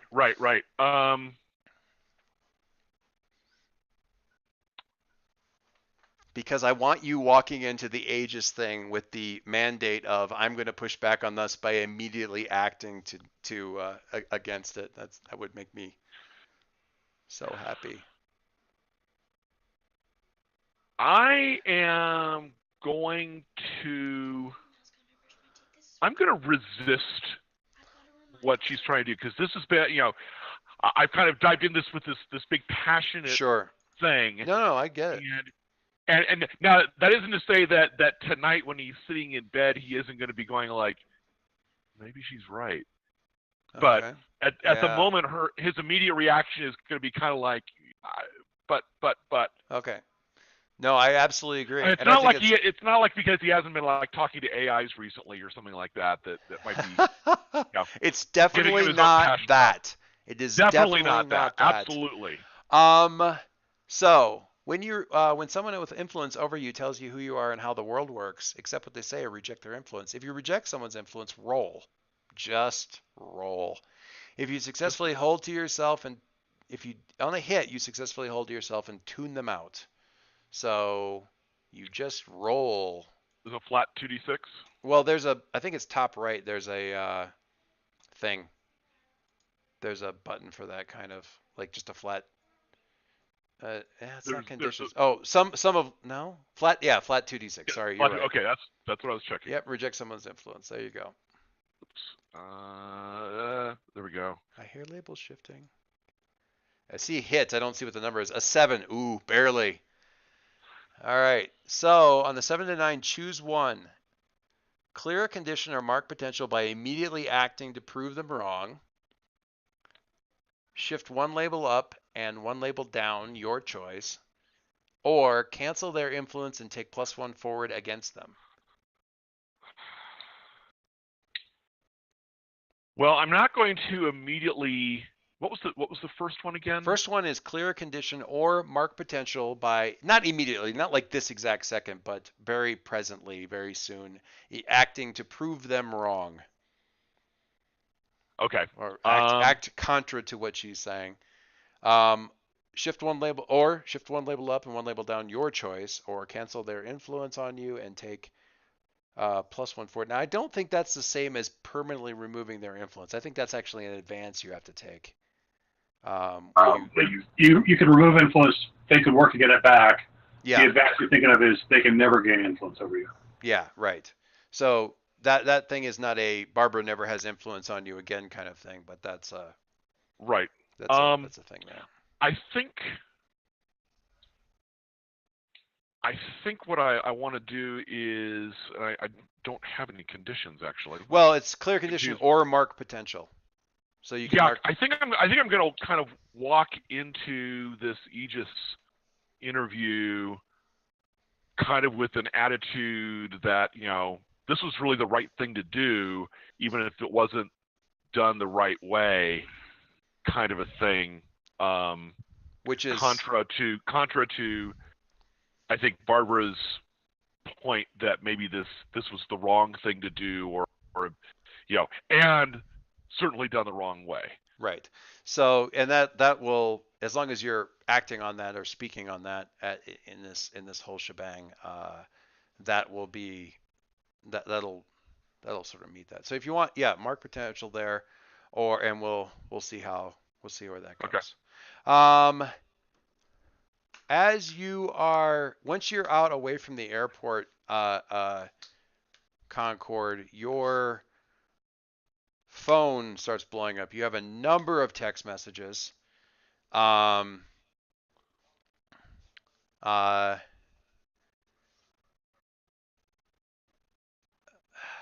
to think of the timeline on this, but if I'm not mistaken, it's timeline's not that important here. It's just, I have a long string of messages. Yeah, you have a long string of messages, and they're all from mom and your dad. The earlier ones from your mom, you sent one back that was basically like this automatic response. It was an app your folks made you put on there for in the case of like some catastrophe in the city. It's like, the thing like with if there's a hurricane in Florida, you can hit the thing and check in and tell all your friends you're automatically okay. Mm-hmm. It's like that your folks made you put on the phone in the event of some crazy thing happening at the school or whatever. You can say the thing, and that was kind of what you said. Like, you didn't really respond. You just pinged back and said, "I'm cool. I'm fine. I'm safe," kind of a deal. And there's a lot of text on when are you coming home. I see you're still on the news a little bit later. Your father says he saw you at the fight, and you know that she's not happy about using that word. Have things not wrapped up yet? Are you at questioning? And there's a lot of questions. The last one you've only got one from your dad, and all it says is your mother is very worried.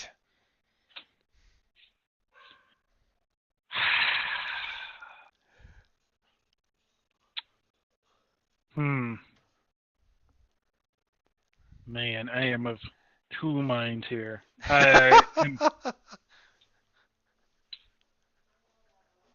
Adam is going to call his mother back. Okay. and see where this takes us. So while Jason is on the phone, Jason's like steering the hover disc with like one hand and kind of like looking a bit bemused by the conversation, and you're like also on there. So as you guys are coming down in front of Aegis, it's like you're both on your cell phones. So you call back your mother. She answers on the first ring. She actually answers before your phone registers a ring.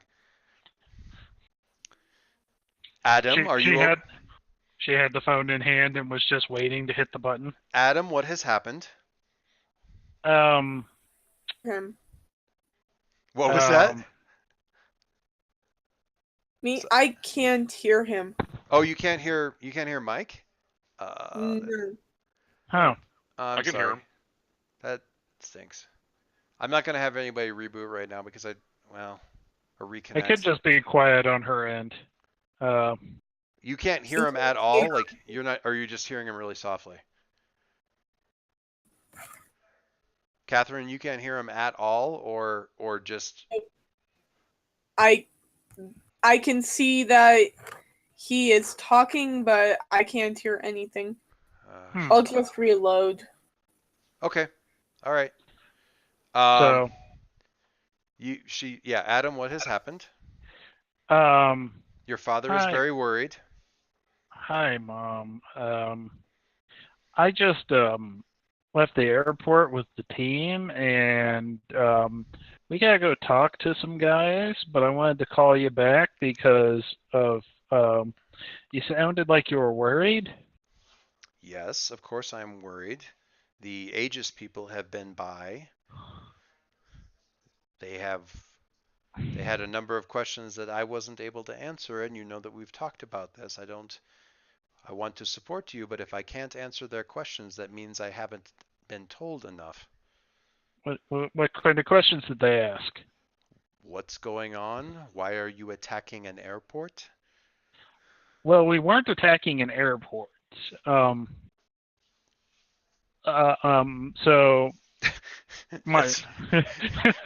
that's all you said. I mean, that's come on, Mom. It wasn't the whole airport. It's actually just the sub basement. Just down the foundations. So and he's just gonna be like, well, it was just that. So some people kidnapped a friend of Link, and we were helping him get him back. And there was all this talking going on and stuff like that, and she was being kept at the airport, and it's. So there was a villain there? They were using it as a lair? Maybe? Only your mother would call it a lair. I don't know. I mean, you don't know if it was a villain? Well, they were using robot soldiers, and that's usually my first sign that it's a villain. But your friends use robots. Not as soldiers. No, and you can feel the disapproval because she wants to say, no, they use them as friends and girlfriends. That's so much better.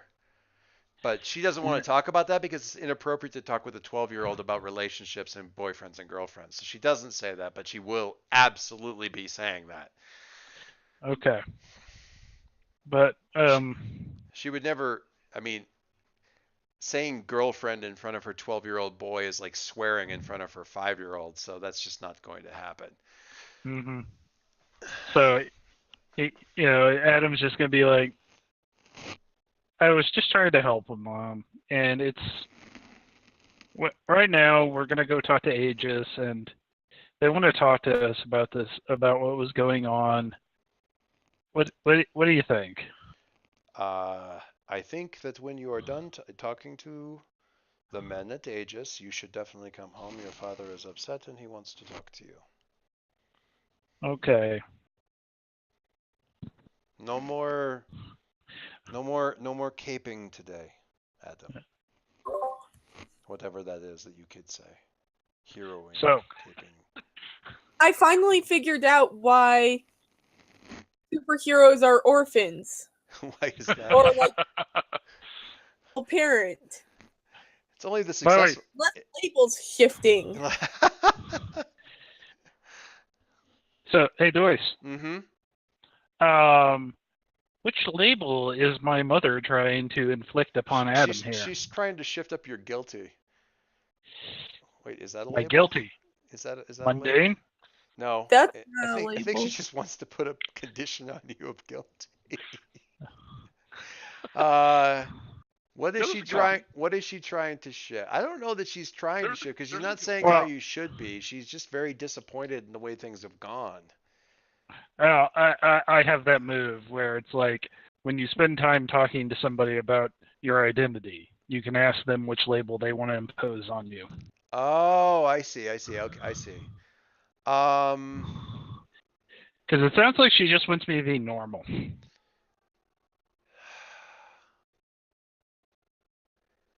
Yeah. Yeah. It's I thought I could do this, but this has gotten very difficult. It would be nice. You've had a very exciting few weeks. It would be nice if just for a little while it was just like it was. So yeah, she's totally trying to shift up your mundane. Then I will let her. Okay. Does that, and you just have to figure out what shifts down? I imagine it's freak because it sounds like no superpowers. Do I have to say, or is it just you? No, you can say. Okay, then yeah, freak for sure, because she's not loving your superpowers right now. Okay. Actually, let me take that back. It's not the powers that are the problem, it's the fighting. She wants to shift down your danger. I am also okay with that. Okay. Do you have it to move? Is it movable at this point? It was movable. Okay. Alrighty. It's not much more movable, but it's movable right now. The road trip of label shifting. That's what this whole trip to the Age of State thing has been. Yep. It's been the road trip of label shifting. So,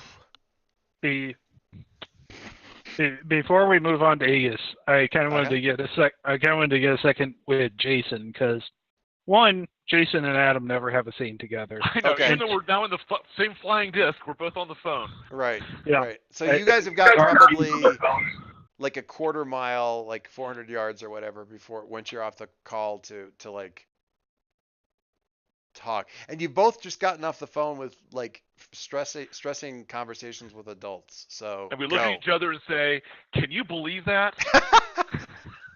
Yeah. So, Adam's just gonna look at Jason and be like, "You look worried." Well, yeah, I am a little bit. I mean, I wanted to. I was talking with Barbara, one of the Quill business management executives, and I wanted to like talk with her about this whole thing with Pneuma and all that, and all she was talking about was like spin, and the board was angry, and newspaper stuff and things like that. I was like, that's not the important stuff right now. I mean, so yeah, I'm a little bit concerned about that. Adam's just gonna like, you're worried about all that. Leo's worried about Pneuma. Harry's worried about all this stuff going on with Rook. Do you know what I'm worried about? What are you worried about? I'm worried about Leo. Don't you think it's weird that we found Pneuma, we got her out.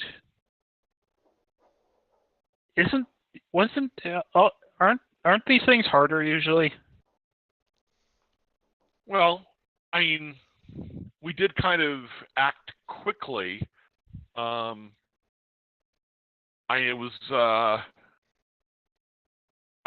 didn't. We only had to fight for a little time, but I mean, if they've got the contract there, they wouldn't want to allow a lot of damage to happen. But well, maybe. Is it wrong that we let Link up with Pneuma right after we got her back from the evil tech lady? Well, I had been thinking that we should probably run like, some sort of diagnostics and stuff on her just to make sure that she was okay. I I wish there was a condition for doubt. There is. It's called insecure. Oh, insecure. I, Interesting. I totally have that right now. Oh, do you have it right now? I do. That's so awesome. Thank you so playing much. I'm playing up Doubting Thomas at the moment. So it's just like, Well, shoot. I mean, you don't. Oh. Yeah. Wow, that's gonna be a hard conversation to have. But yeah, maybe we need to kind of have that, but we can't do it while we're at Aegis, because I don't want to cause the Aegis people to have any reason to have any doubts about Pneuma, even if we've got doubts about Pneuma until we've got something to base those doubts on. What do Does that make sense? What do you say to that, Concord? which Pneuma? Well, the Pneuma that we picked back up at the airport. But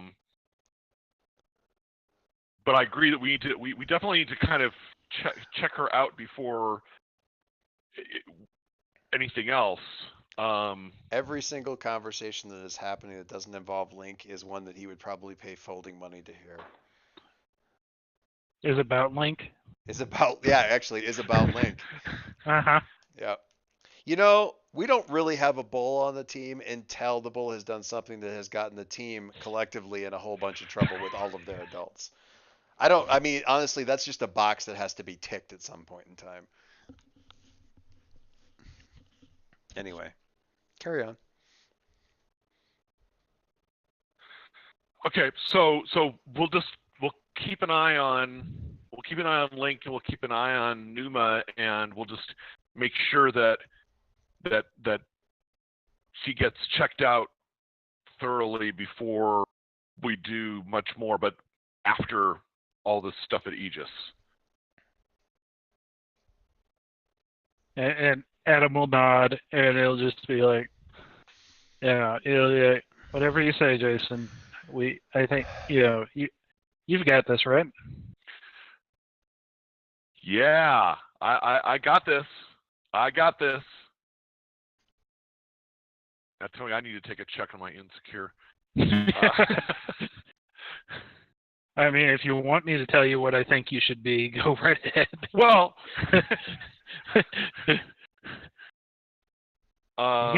you're getting label shifted from all sides. Yeah, I know. No, that's what we're gonna do. We'll keep an eye on Link and Pneuma, but also protect them for the moment until we're out of Aegis and can have a more private conversation.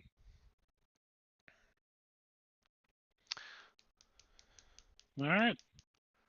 Okay. All right. So Harry, you get there first before anybody, no, Harry wouldn't. I take that back because he's a speedster. He can never be there first. Well, just because of the detour. So Jason and Concord land about the same time as the vans drive up and the cars pull up and everything like that. And they start interestingly, the one of the vans does open up and it's got like some guys in like sort of SWAT armor kind of stuff in it, but it's not like a full SWAT team. It's like four guards.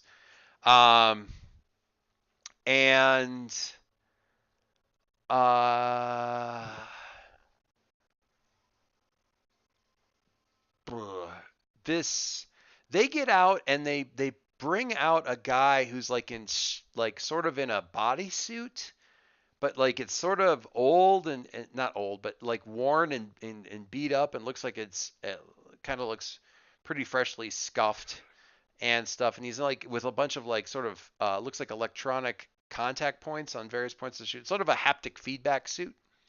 And they bring him out and he's in like arm shackles and stuff and looking pretty sullen. Do I Do we recognize this guy? Do I recognize this guy? I mean, you can sort of surreptitiously, with a bit of your tech, like take a shot of the guy to identify him later. Would I recognize him? Would you recognize him? Maybe. Yeah, he's like a C-list, sort of muscle for hire for your black cape types. Not himself. Sort of a Batroc the Leaper level dude. Okay. I love Batroc. Leap. Leap. But his deal is he's kind of like his main claim to fame is that he's willing to do the work, and then usually works for guys who are like tech people or whatever to get like power suits or gear. Actually, more like Ugly from the Inner Gang. Inner Gang? No. Yeah, Inner Gang. Isn't that who it is in DC? Yeah. Like sort of they use a lot of tech to sort of deal with supers kind of thing, but sort of like that level of person is sort of a tech person. And the other van that pulls up, the other one that pulls up is got a they open up and they just inside there is just like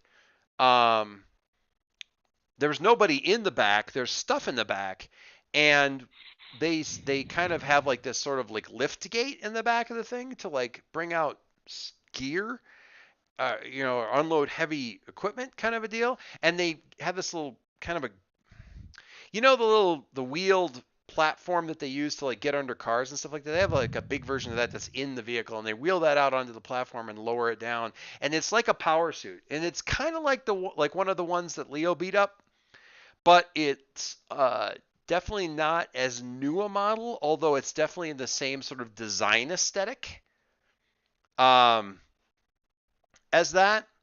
And it's definitely not been functional for a while, but it's got some fresh scuff marks and scorch marks on it that look like they've been recently done to the thing. And they kind of wheel that out and leave it sort of right there in the middle of the courtyard and kind of stand the guy next to it.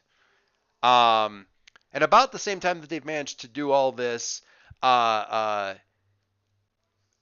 you see Link coming in, Link Auto Pneuma kind of coming in and landing just as Harry kind of pulls up and kind of skids and like looks at all this stuff like, what's all this? And the front door opens up. When all the cars pulled up, Waters had walked inside for a minute, and he's actually, you can see sort of just inside the doors through the glass, and you can see him talking to another guy. Waters is just talking and nodding. The other guy is gesturing and is hot and pointing and all this other kind of stuff. And Waters just keeps nodding, and the other guy finally just sort of throws up his hands and walks back further into the building. I will say this, when Leo lands, it looks really, you guys have never gotten the full impact of Leo landing when it's all three of them together, because it looks really cool. As like Otto sort of comes down out and he's like, he kind of, sort of glides in VTOL mode and kind of lands and starts walking. And as he walks, like he opens up, and then, Pneuma and Link kind of walk out, and then Link walks out, and they end up doing all this and then end up walking up together, like sort of in a line. So it looks really, really cool. More so because they're not really being conscious about it. And Pneuma also shifts, so she looks like well, I don't know. Actually, she doesn't. She stays in the robot form, and which seems a little bit unusual, Link, but when she catches your eye and kind of glances just a little bit back and kind of over her shoulder, and you can see that there's a couple of news helicopters that are circling kind of the thing and are clearly getting camera footage of the courtyard and all this other kind of stuff. And as soon as you land and this is happening and the stuff is out in the courtyard, then Waters comes back out of the building and walks up real briskly, very all business, and walks out and he walks over to Harry, and he shakes his hand, and he walks over to Concord and kind of does the double handshake kind of thing, and with a big kind of a grin on his face, and like he's giving the body language of making a joke kind of to a kid sort of thing, except he doesn't actually say anything. And he comes over to Link and shakes his hand and kind of pats him on the shoulder and nods to Pneuma and Otto. And he comes over to Jason and said, "It's a no-fly area around the airport. There were no news helicopters. This is the first they've seen of what's going on, and this is what just happened. So let's come on in here, and we're going to congratulate you for this individual that you just captured. Come on, everybody's going inside. We're all smiling. We're all happy. Everyone's very proud of the work that you just did, taking care of this terrorist at the airport. We're all smiling, and we're walking in now, please, so we can get this guy off before somebody IDs him. And we're walking. And kind of walk you guys. And we'll walk along. Some security guys come out, and you see as you're going in, they're taking this guy off in another direction, and wheeling the armored suit kind of behind him off into sort of a side entrance, the delivery entrance, the secure delivery entrance, that kind of thing. Right. So. Not much more is said once you guys get in. All that kind of goes away as we get in there. So we have another awkward ride in an elevator. If everyone would just follow me. Otto, if you wouldn't mind. He goes, "I'll wait in the lobby. You guys really need to make bigger hallways or something. I mean, seriously, or something. Or, I need to buy a Switch. So I got something to play when I'm down here. I don't know." And he sits down on one of the big couches out in front, just kind of. And as you're heading to the elevator, he turns to the guys behind the receptionist. "Can you guys switch it to ESPN4? They've got NASCAR on." And that's the last thing you hear him say as you guys are getting in the elevator. Please. Anyway.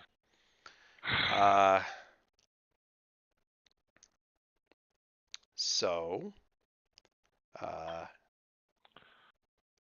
while you're in there, once you get into the elevator, water's kind of clears his throat, and you turn and you see he's slowly turning the fidget spinner that he's got. So we're going to quickly release a press release about the muscle for hire that was engaged in a terrorist act you were able to detect and intercept, and there will be an apology made for the impulsive nature of the action, made it difficult to warn anybody ahead of time. We'll chalk that up to youth and a bit of rash idealism, which will play very well. And we will not be mentioning the security teams at the airport except to thank them for their cooperation. And we are not going to talk about any abductions. We will talk about some hypertech devices that we are still analyzing, and then we will open things up for questions, which we will take from very specific individuals that I will point out in the crowd. All right. But none of that happened. It's okay. That's a fine way, Agent Waters, to address this for the moment publicly, while we address other things in private.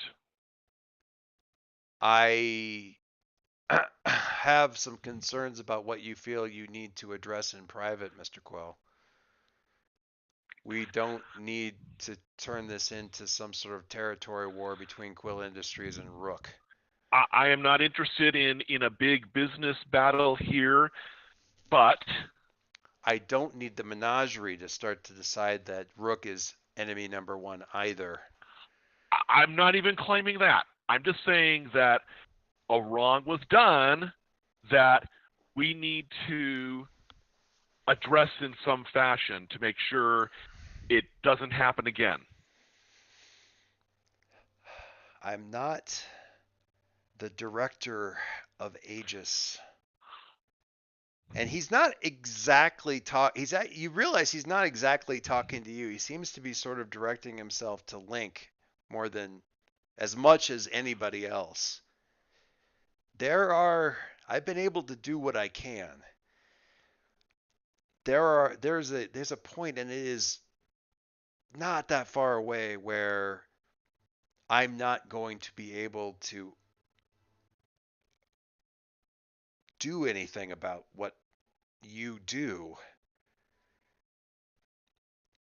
And if it's not absolutely spotless, that's going to be a problem. I'm not saying no. I'm not saying you're wrong. I'm saying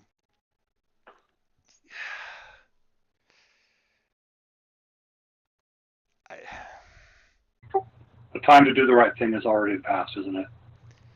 no. Doing the inarguably right thing may be the only move that you've got if you're going to go down this road. But you need to be, it needs to be that, because anything else,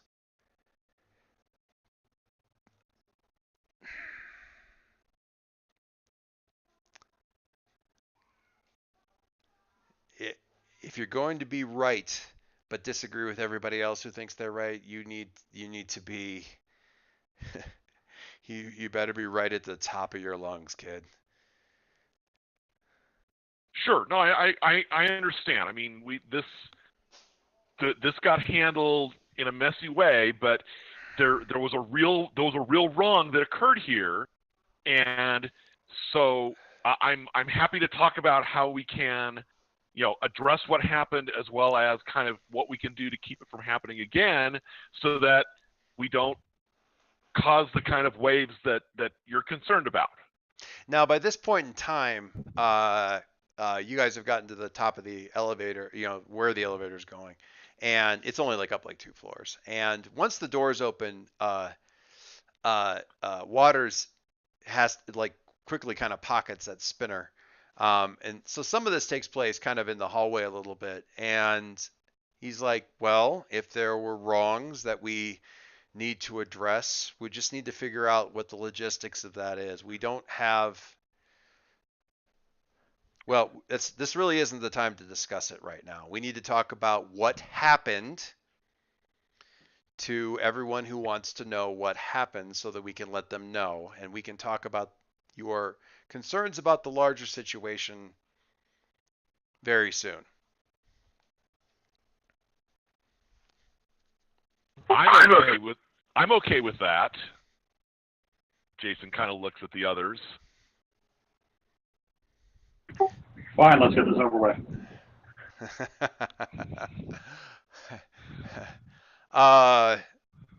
And it's worth noting that Pneuma, who is frequently a peacemaker in a lot of this, and would be the person who would sort of in passing, sort of give Agent Waters a little pat on the elbow or something like that going by, saying, don't worry, he'll calm down later, does not do any of that. She is not inclined to smooth over anything, at this time. She's just eyes forward, and hasn't shifted back into sort of passing as human mode kind of thing. For whatever reason, she's entirely sort of. It's hard for me not to picture the Metropolis robot, but that's. Well, that's fair, because we also never really solved the clothing problem either. So. Yeah. Yeah. Well, she wasn't. Yeah. So anyway, the press room for Aegis is up on sort of a mezzanine level, And they frequently stage it, so it's kind of like the Justice Department thing where they always put the podium in front of like the Statue of Justice. In this case, they put it up at the top of the stairs, and the press is just sort of down on this wide grand staircase that sort of sweeps to the left, kind of a deal, sweeps to the right. Anyway, so you guys are sort of assembled there. Go ahead. Before we do that, yeah. I think Adam's going, like, after that little conversation, they start heading off. Adam's just gonna like grab Jason by like the cuff of his little long sleeve shirt and just be like, Jason. Yeah. I can't do this. Okay. I just the crowds, the press. No, they're gonna tell him, they're just gonna lie to all these people.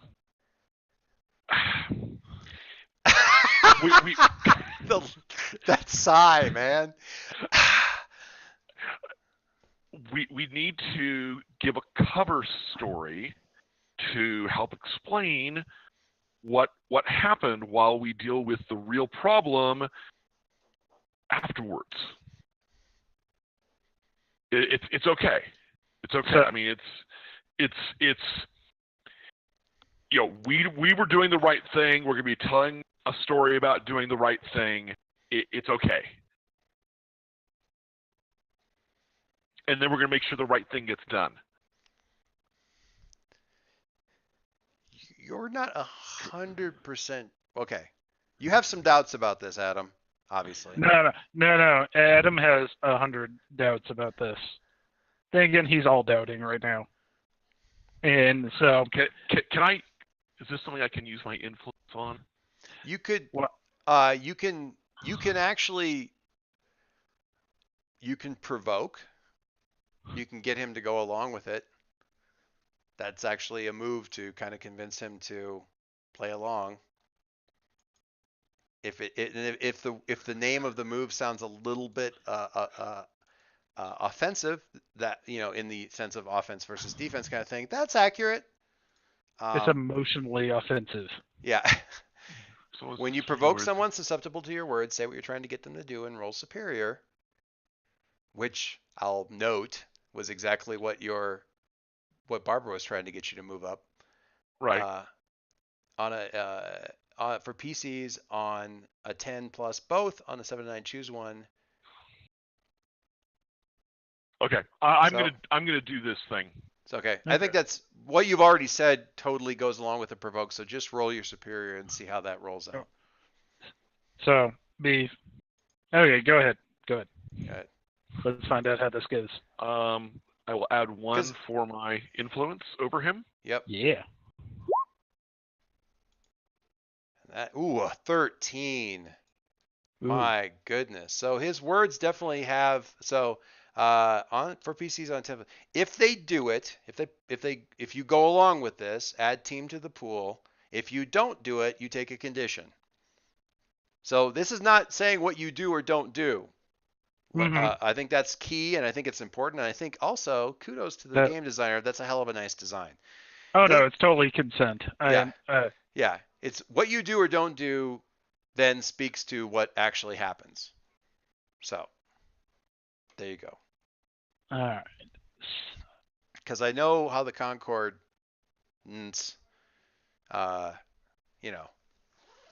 lying. It's tough. Yes. So. Adam's answer to Jason's pushing here is going to be like, he's gonna like bring up the shield really quick just for like a little bit of a little bit of emphasis here. Okay. And he's just gonna be like, he's like, Jason, I know we don't really talk a lot, but because of what I am, my courage is a shield. And truth is my armor. And you're going to strip that away, and I'm not going to be out there for that. Okay, if you can't do this, then I'm not going to stop you. I'm not going to. I can't stop you from this, but I can't be out there for it either. I'm cool with that. I mean, do what you need to do. If you want to just hang out here in the hallway before we step out there, I mean, it's cool. Leo will actually jump in here if Yeah, you it's guys fine. are There's absolutely no reason you wouldn't have heard that, like at least some of this exchange. So go right ahead. I'm going to ask Adam straight out. With Pneuma being with me, I'm going to ask him, go and look at her. Really look like you can and tell her what you see right now. Okay. Like Adam will just like nod, and we'll go take a look at Pneuma. Unleash your powers for me, will you please? I will unleash my powers. Prepare to be amazed at at my hopelessness here. Yeah. Oh, you're hopeless. That's right. Yeah. Oh boy. My fingers are crossed. I just want to tell you. Oh, dude. I'll spend team because I'm the one encouraging him to do this. Okay. Okay. Because she's so withdrawn, and you're so distracted by like what's going to go on here, and kind of just like you're still let it go. Yeah. I'm gonna ask Dave to chip in as well. It's up to him, but or Harry. Harry could do that too, but No, Dave's certainly involved in this. I named Dave because he was in. No. Wait. Only. So because of earlier when I did I am what you see. Yes. I got +1 forward. Aha. You do. So that's one. The team will be the other one. Okay, that's fine. That's good. And so, Link, if it's okay, I will say that like the part that you contribute to this is kind of walking up to Pneuma and saying, just you gotta let him do this, because you can tell she's just clenched, she's locked down. I mean, visually and literally she is. So yeah. I totally get that. Yeah. So she kind of relaxes enough. So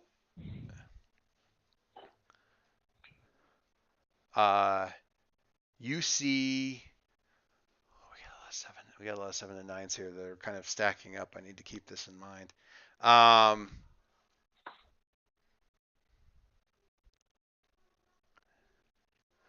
Oh, by the way, for the 7 through 9 part, we're checking guilty. Okay. Because I may shift that based on what you tell me, but I have to mark some condition here. You think? Yeah. I think. Well, let me look at your thing, because I want that actually is a good way to. I just want to make sure I'm not just doubling up on something. You just checked guilty, right? Yeah, I just checked it now, but again, depending on what you tell me, I might shift that around. Yeah. What you see is someone that in any other situation you would leap to protect without even thinking about it. You see the people in the audience from that first stupid television interview that you threw the wall up in front of. You see the people in like the coffee shop that Harry always goes to. You see the kids at the school who don't know who you are, who spend their whole days trying to figure out if too many people are staring at them, if not enough people are noticing them. You see insecurity, you see doubt, you see just raw nerve emotion, hope, a little bit of that, especially right now, looking at you.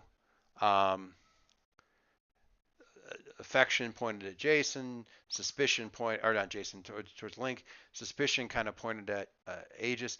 You see this wall of this ball of jangled nerves that your immediate instinct is to protect. Just like so many other of the rest of them. It's just that's your when you open up your. It's really what made you decide to keep your powers in the first place was the first time you open up your perception this way and you see all these people and your first instinct was, I need to protect them. And that's what you see when you look at her. So what do you say you see?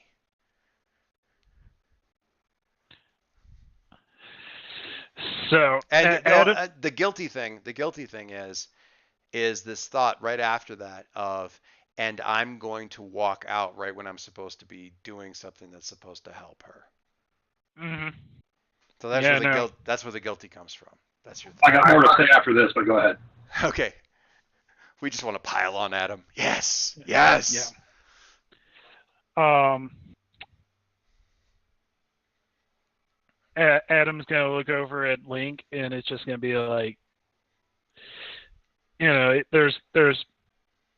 I imagine it looks really weird with his eyes, with how they look and everything. But he kind of looks over at her, looks over at him, and it's just like, is like, his like the one thing he says like, in that is like, she's not any different from anyone else. Don't say it to me. Say it to her.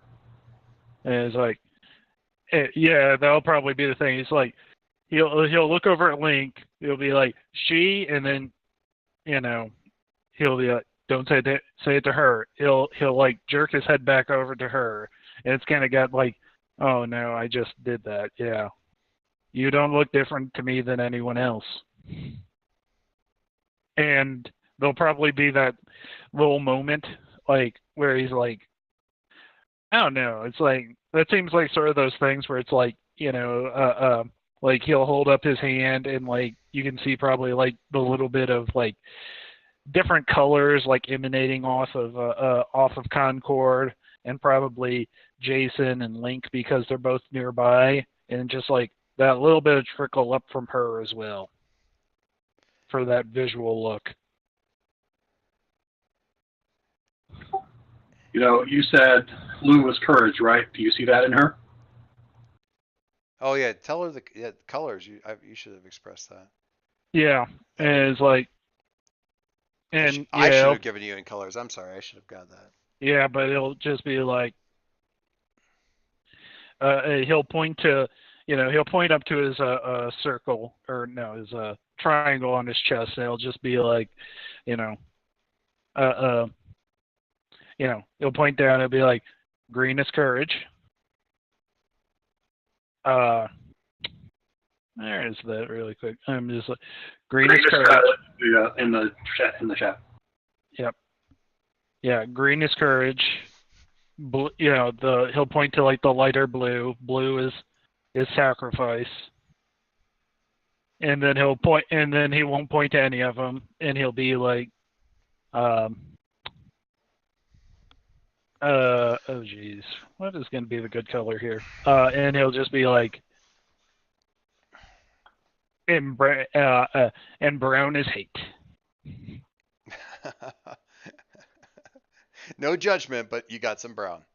Got some brown on you. So Adam, she's the one who was hurt here. She's going through with this. I can't make you do it, but I hope that you think about standing here doing what we're doing for a public that doesn't understand and can't understand. Takes courage too.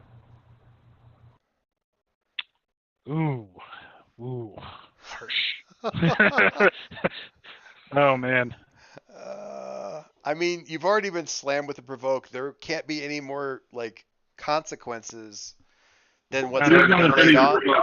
All he's saying is like, you do what you got to do, but don't think of this as betraying one principle. Think of this as upholding another one. And whatever you do, I will accept what you choose. But if you choose to come along, I think there's a good reason for you why you might.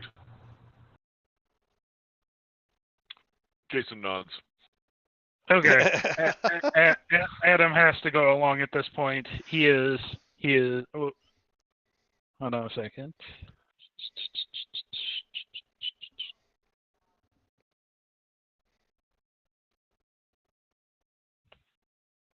Okay. Yes. Yes, he will go along with this. Okay. Because All right. I believe, Doyce, Yes. this is a sacrifice to absolve his guilt. Yes. Yes. I would buy that. I would buy that 100%. Okay. So, because we are getting pretty late and it's a school day for me tomorrow. If nobody else, and I'm sure there is for other people. So the Waters does not do the first opening bit. It's a much more young and chiseled chin-looking spokesperson for Aegis who knows most of the reporters in the first 3 rows by name. Highly photogenic. Yeah. I actually have the actor in mind, and I can't remember what he's been in. I just can see his face, but it doesn't really matter. Blonde, chiseled. Can we get the mooch? What's that? Can we get Anthony Scaramucci? I can't remember who that name is, but sure. But he basically explains what the narrative there. Thanks to their resources, their quick-wittedness, and their just drive, they determined they followed some leads that honestly the rest of us sort of missed, and that led them to realize something that was going to be happening, and they made some mistakes. Maybe didn't contact the people they needed to contact because they thought they were on a time crunch, and to be fair, they were, and they went out, they moved. That led to obviously perfectly reasonable and responsible response from the security teams at the airport to vacate the premises, not knowing what was going on. But a tragedy was averted. We have the individual in custody, and they're still examining the hypertech technology, the hypertech that they had brought on. They'd snuck into the employees only area in that at the airport, and managed to neutralize him before anything untoward could happen at the airport. So they prevented a great wrong. We need to work on maybe our communication skills. And there's the general sort of chuckles and laughter and that sort of thing. Yeah. Jason attempts the sort of the aw shucks shame face kind of yes. shaking, head shaking and a grin thing. But the team, we just want to say, one of our newest super teams here in Halcyon City did great. They did great work. We're looking forward to we're definitely looking forward to seeing what they do next. We'll take a couple questions here from the audience, and we'll take a couple of questions here and let the if either for us or for the team, if you want to ask them anything, and hands start to shoot up. He's pointing to the first one, and the guy starts to say, like, ask the question, and it's like, what were these channels? What was the research to be done? Was this tied in any way to the the vast technological network that's been established at Quill Industries? How closely tied is it? Is this really just a Quill super team? Kind of going along that route, and a lot of hands go down as he's saying this, and people are like fishing down into their pockets and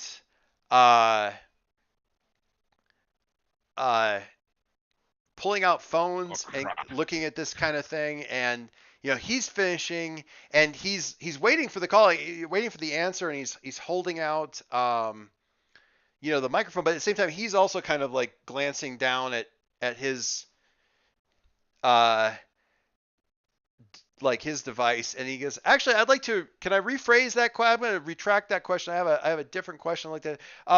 What does Aegis know about a town that in Pennsylvania that just disappeared? And we're going to stop there. Okay, I'm relieved. Press conferences never end well. I was. You're I was relieved? Yes, I was waiting for a Sherlockian. Everybody's cell phone is going off because Alicia's in the back of the room, kind of a thing. Dave, don't mark Doom for this. I will count your conversation with Foe Alicia as pursuing your nemesis. Okay, thank you. For good or evil, that was certainly the player's work has been the player required legwork has certainly been done there, and also provided me with literally stacks of material with which to work. So, good. That totally counts too. You're glad it's not Alicia texting everybody in the room. No, that's so petty. She'd skywrite it. Surrender, Jason. Surrender, Jason. Surrender, Jason. I always, my entire life, even when I was a little kid, I was never sure if it was saying surrender, Dorothy, or if it was saying to everybody else, surrender, Dorothy. Surrender, Dorothy. Yes. I never knew, and I don't know that it's ever.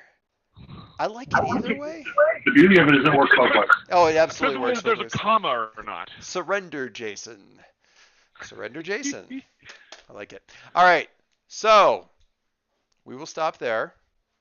I have such a take a powerful blow move to use on some people, but we'll get there. We will get there. Did I hard frame to an appropriate place? Because I don't like jumping ahead too much, but it seemed like that was where we were going to end up anyway. Well, it certainly framed the rest of the session based around it. Yeah. I don't think that was the best way to do it every time. No, God no. But oh no. The simple fact of the matter is, I thought about everything that was going on everybody's plate, and there was simply no way that Link's thing wasn't going to be the next thing that we addressed, because Link wasn't going to. Oh yeah, no. Yeah, she's disappeared, but let's deal with your Pennsylvania, possible lead first. That's just no. Yeah, not going to happen. This was going to be the next thing happening. So. No, as a player, I could say, well, it felt a little bit like we got pushed into a situation where I'm not sure we've gone quite that full bore into, but I could also see it happening, and as a one-off setting framing, I'm okay. Yep. Yeah, this assumed a bit of partly actually framing you guys into a fight I'm fine with. Framing you guys into a fight where there's a bunch of legal fallout, that's a little bit questionable. But again, if every episode started with, and here's the trouble you've gotten yourselves into this time. Actually, that would totally work if that was just how we always started our sessions, because that would be awesome. But that's not really the story. No, like I said, you don't really have a bull on the team until the bull's actions with regards to his revenge or his love has gotten you in some sort of heat with every adult. I will be honest with you. I was kind of dissatisfied with the hard framing as was, because there was no context for it. I'm like, I don't know why I'm here. I don't know why I care. But I will also say on the flip side of that, if you had told me up front, Leo probably would have disassembled the airport. So, yeah. I mean, I will try to. Yeah, I was keeping the viewers in suspense. I should have let you guys know what the heck was going on. No. My bad. That's so like that. Like, I could have seen more if you opened up with asking us leading questions, Leo, what part of the airport did you just destroy? Yes. Or no, that's oh God, that is a missed opportunity, dude. That would have been so much better. Jason, how did you find out Pneuma was at the airport? Note to self. Hard framing via love letters. Yeah, that works. I like that. Oh my God, that would have been so much better. Thank you. That would have been. I wish to hell. The only problem is there's no way I could have done that today. But God, I wish I'd thought of that. All right, next time I totally bone you guys, I guarantee you they will be pros ahead of schedule, ahead of time. Like I said, man, even if it's just off the cuff, leading questions. That's good. Always ask leading questions. Perfect. That would have been. Ultimately, I think it was okay because like we would have been down one airport otherwise, and Yeah. No, Um, yeah, it would have been so much worse. I framed you into actually, focused violence as opposed to burn it like, all and down. honestly, like if you want to drive more towards the team, go with the thing that I've talked about a couple times. Somebody probably noticed like a robot coming out of his house at the junkyard, called it in, and that means official scrutiny is not far off, which means he has to move. So, Yeah. you know, Oh, we'll get to that part too. Yeah. That's, in fact, how did that? Yeah, there's a whole bunch going on there. All right. No, that is an excellent tip. Thank you. I don't generally do a lot of hard framing, and to be perfectly honest, it's because Margie hates it. Um, like hates it. Yeah. Yeah, she really likes to like have the plan and do a lot of prep work ahead of time and jumping right in saying, yeah, but I would have. There was 8 hours worth of stuff I wanted to do before then. Let's go back to that. So I don't generally do it very often. I like flashbacks. I like. It's easier to get into the action. Yeah, I really at some point in time want to do. I need to look really hard at it, but they do a lovely thing. It's not appropriate for the genre in Blades in the Dark because they do capers, they do jobs in there, and Dave, you will appreciate this from like that spy game that we used to do. You Spycraft. you do the basic plan, right, and you're doing the thing, and whenever you need a bonus from like it's not exactly the same mechanics as this game, but it's similar.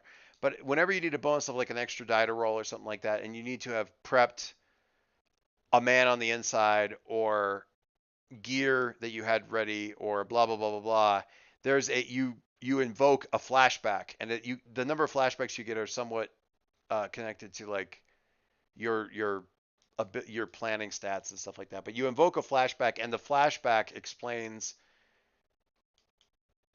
how you prepped for this thing that just happened that you in no way, shape, or form knew was going to happen until that moment. But then you get the flashback to your planning and prep. Right. And it's a lovely caper thing, that they do in that game that I kind of appreciate. But yeah, you're right. Works here. It just doesn't have the mechanics wrapped around it, which is fine too. No flashbacks. Oddly enough, I have a move that can do that. Really? In my playbook. Well, we had something like that in the Star Wars game too. That was sort of a move, sort of. Bill had it, I think, if that's right. Had kind of a prep ahead of time, kind of. Uh-huh. Yeah. And all you really need with that is just the narrative positioning. No, exactly. Yeah, if it's something where it's like, no, there's no way you could have gotten in here before right now. Oh, okay, move on. Yeah. No, I really like it. All right, so let's roll around real quick and get this done. Let's start with Catherine so she can abandon, get the heck out of here. Harry, growing closer to the team, away from the team, more into your own image of yourself, or more into the image that your uncle has for you. You don't get to answer that last one. Catherine? Did she fall asleep? Did I put her to sleep again? Verifying. It is late. It is late. It is super late. Oh. Oh. Talk into my microphone. I think grow closer to, or sorry, grow away from the team. Okay. Because of Uncle. Ah. So who do you think is going to lose influence over you? Like, who do you think that his advice most affects? Who do you need to distance yourself from most? Unfortunately. Does he have influence over you? Who's that? I didn't hear who was after, unfortunately. Oh, Link. I do. So yeah. Okay. Is that all that happens in that one when it's the lose influence? Yep. Thing? Okay. All right. So yeah, Leo losing influence. Okay. That's good. That's fair. Sorry that we can't hear you, Catherine, but thank you.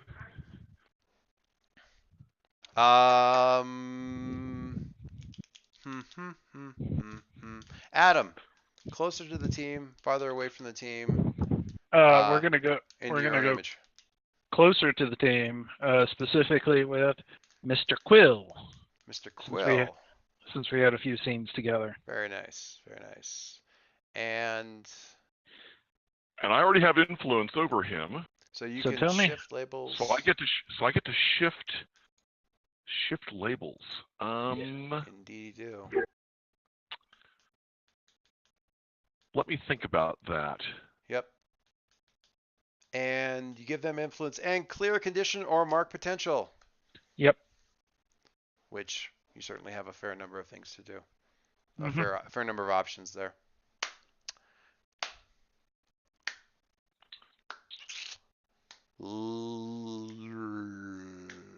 Jason. I'm gonna save Link for last. Jason. I'm gonna reciprocate the favor and say closer to the team, and focus in on Adam, because he actually kind of turned to me a couple of times. As a team member. Power. He kind of explained his powers a little bit. Well, he did that too, to the group as a whole. But specifically, he kind of reached out to me. Hey, he rode in my flying disc. I mean, that's kind of cool. And he kind of turned to me to say that he wasn't going to be able to do this stuff, which, wow, that's like, hey, cool. Yeah. And Adam, do you already have influence over Jason? I do, and I'm writing that out right now. Awesome. Yep. So Jason can also either mark potential or shift or clear condition. I have no conditions still. So Mark, I gotta fix that. I gotta fix that. It's simply unacceptable. And finally, Link. Man, you know what? I have to say, I am kicking myself for not doing up the love letters for this. Oh well. And time permitting, I'm not likely. The upside is I'm not likely to forget that in the future. So all right. Link, closer to, further away. I'm really torn on this. I want to say on the one hand, grew into the image of myself, but on the other hand, I want to say grew closer to Adam specifically, because we had talked about doing this very thing way back when we were apprehending Ghost Heart, and like he was in the trunk, and Adam and Link had this good conversation, and he said, Adam, I want you to do 3 things to establish yourself as a hero. One of them is use your empathic power on Pneuma, and he did it at perhaps the best possible time. Yeah, I think maybe that part where you grow closer to, like, more into your own image of yourself, I think that's the next thing that happens. But it could be that too, because you finally sort of relinked with Pneuma. Well, I would say since Adam gets to shift my labels anyway, he can tell me what image he has, and then my labels will be shifted no matter what I do. There you go. Okay, yeah, that's good. I like it. I mean, he's gonna get to shift your, like you say, you're gonna shift your labels. Most people have influence over each other, like everybody at this point. I gotta get Harry back though. That's freaking. I can't let this go. This is the first time I've lost influence over somebody. That's awesome. All right, so yeah, Adam spends a lot of time telling other people how to shift their labels at the end of every session. Yeah. Or Mike does, rather. All right. Okay. My name can't shift anymore, so I take a condition. What's that? Oh, worst case scenario, you take a condition, right? Yeah. Hold on a second. Same thing happens to me. Okay, you take a condition again. Yep. Really? So you just cleared one and you take one back again? Because my danger can't go any lower. Okay, so do you already have insecure? Nope. I have insecure already. I think I'm getting angry for being pushed into doing this. Okay, that's fair. I like that. I like that. And actually, I'm planning on that sort of 6 result thing that you and I talked about as being something that maybe manifests somewhere in here really soon. Because you just get a really deep scan on another big ball of emotions and stuff, and Yep. Somebody's gonna have an allergic reaction really soon. By the way, really quick, I was looking through my moves, and based on what we talked about before, that whole growing into power that I took a couple of a session ago or so. Is that the picking up moves from other people? It's Something you've the seen? picking up moves from Sable Star. Oh, right. Yeah. Okay. I don't know if that fits anymore, really, based on what we were talking about. Yeah. So I was thinking I was just going to pick up one from my playbook called Dangerous Web. Okay. Is that like? Yeah, I'll go back and look at it. I think is that like sort of thinking ahead kind of a deal? I feel like. Yeah. Yeah. Okay. It's when you reveal a trap. Interesting. And when I checked the book, it was like, yeah, you don't actually have to have done that before. You just need the narrative positioning, which is why I brought that up. Yeah. Whenever Sure. you start talking about the flashback part. Yeah, that's good stuff. All right. Cool. So I can't take any more savior. So I think that means I take a condition. You take a condition as well. You don't move anything, and you take a condition instead. I feel like us getting murdered at this press conference is appropriate, though. So this is good. Well, you won't necessarily get murdered because something crazy. I mean, like emotionally murdered, which is Yeah, you guys are all taking conditions. Just yeah. Congrats, we all took conditions whenever we tried to shift each other's labels. So what couldn't you move? I couldn't move savior. I'm already at 3 savior and can't take any. So how does that make you feel? Insecure? I was going to say probably guilty, but Oh, that works too. Yeah. I don't know, because a lot of this is coming from you kind of being defending the team emotionally rather than logically. yeah, So true. no, I'm not saying this as like a lead into therefore I think you should raise one. I'm just wondering if that colors the choice at all. And I could see either. I'm kind of going on. If I'm being pushed to be more of a savior and stuff like that, and I'm not feeling adequate to doing that, or I can't do it any more than I'm doing, then insecure or guilty makes sense. Insecure is sort of the opposite of savior in terms of what it does. I'm wondering if the meta level like stuff that's been happening, like this whole scene, is making him angry though. Like with all the people being so spin doctory about the whole thing. I don't know. Yeah, but not provoked by Adam getting influence over me. No. Yeah. Well, yeah, he's kind of driving that. So right. Okay, then yeah. Guilty works, insecure, either one of those. Which thing do you want? Wait, I'm gonna say insecure. Okay. Oh yeah, because people are finally putting their trust in you. You're like, hot damn, people are finally trusting me. What if I can't handle it? Yeah. It's perfect.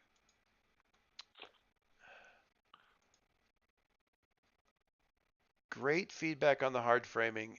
Tell me or reassure me that the framing that went in at least was reflected decisions that were in character for the characters. Or character, I guess I should say, since Leo was kind of leading the charge on this. With the benefit of hindsight, you're lucky there was any planes on the tarmac. So, yeah, you did fine. I actually kept you a little bit more in check. Okay, that's fair. I'm actually sort of curious, like, what got these guys to follow me in there? I suspect it was just, we have to stop him before he, like, creates a PR nightmare. I think there was definitely a sense of, or at least the assumption there was, things are so hot, and there was, I mean, in all seriousness, you look back at it, what argument can you make? Because you guys all did these arguments for me later, so I'm just going to reflect them back to the beginning. Before you could clearly articulate them, you're going along because what argument can you make for, no, we can't go rescue Pneuma now that we know where she is? You can't. I mean... Well, it would only be about process, not about the righteousness of going and doing it. Right. And when he's that hot and it's still the right move, then you're basically nitpicking the choices and Jason's rationale was very much, okay, we're going to just go ahead and do this, and I'm just going to try to make sure that Link doesn't kill anybody. Yeah. Thinking So, back, that's my control over the process. Thinking back through the mists of time to my time as a teenager, the number of times where I had a conversation with an adult where it's like, I don't have a particular problem with the thing that you did. I get why you did it. I just think that the way you, the decision that you made when you did the thing was terrible. Seems kind of on point. Because that's a lot. It's like, no, I agree with everything you said. I just hate what you did as a result, or severely disapprove of what you did as a result. I ran a Fate game where one of the campaign aspects was literally Today on Bad Decisions Theater, and I feel like this group is kind of in that same spirit. So we should be playing Fiasco instead. Oh, no, we're never. I mean, I have nothing wrong. I have nothing against Fiasco. I don't know if oh no, I take that back. There's actually a couple of Fiasco superpower sets. But honestly, at this point in time, that seems redundant. No, there's a Fiasco superpower set that's basically the authority up in the ship in orbit around planet, and then there's another Fiasco set that's somewhere between Marvel and the Guardians of the Galaxy, and there's tons of room for bad decisions there. Oh yeah, I don't know if there's a teen superhero one, but there ought to be. Anyway, all right. It is late. We ran long. Why are you rolling conditions? To see how bad it'd be. See how bad what? To see how bad it would be. Oh, okay. How many do you have right now? I have 3. That's fine. That's fair. Uh-oh, Catherine's typing.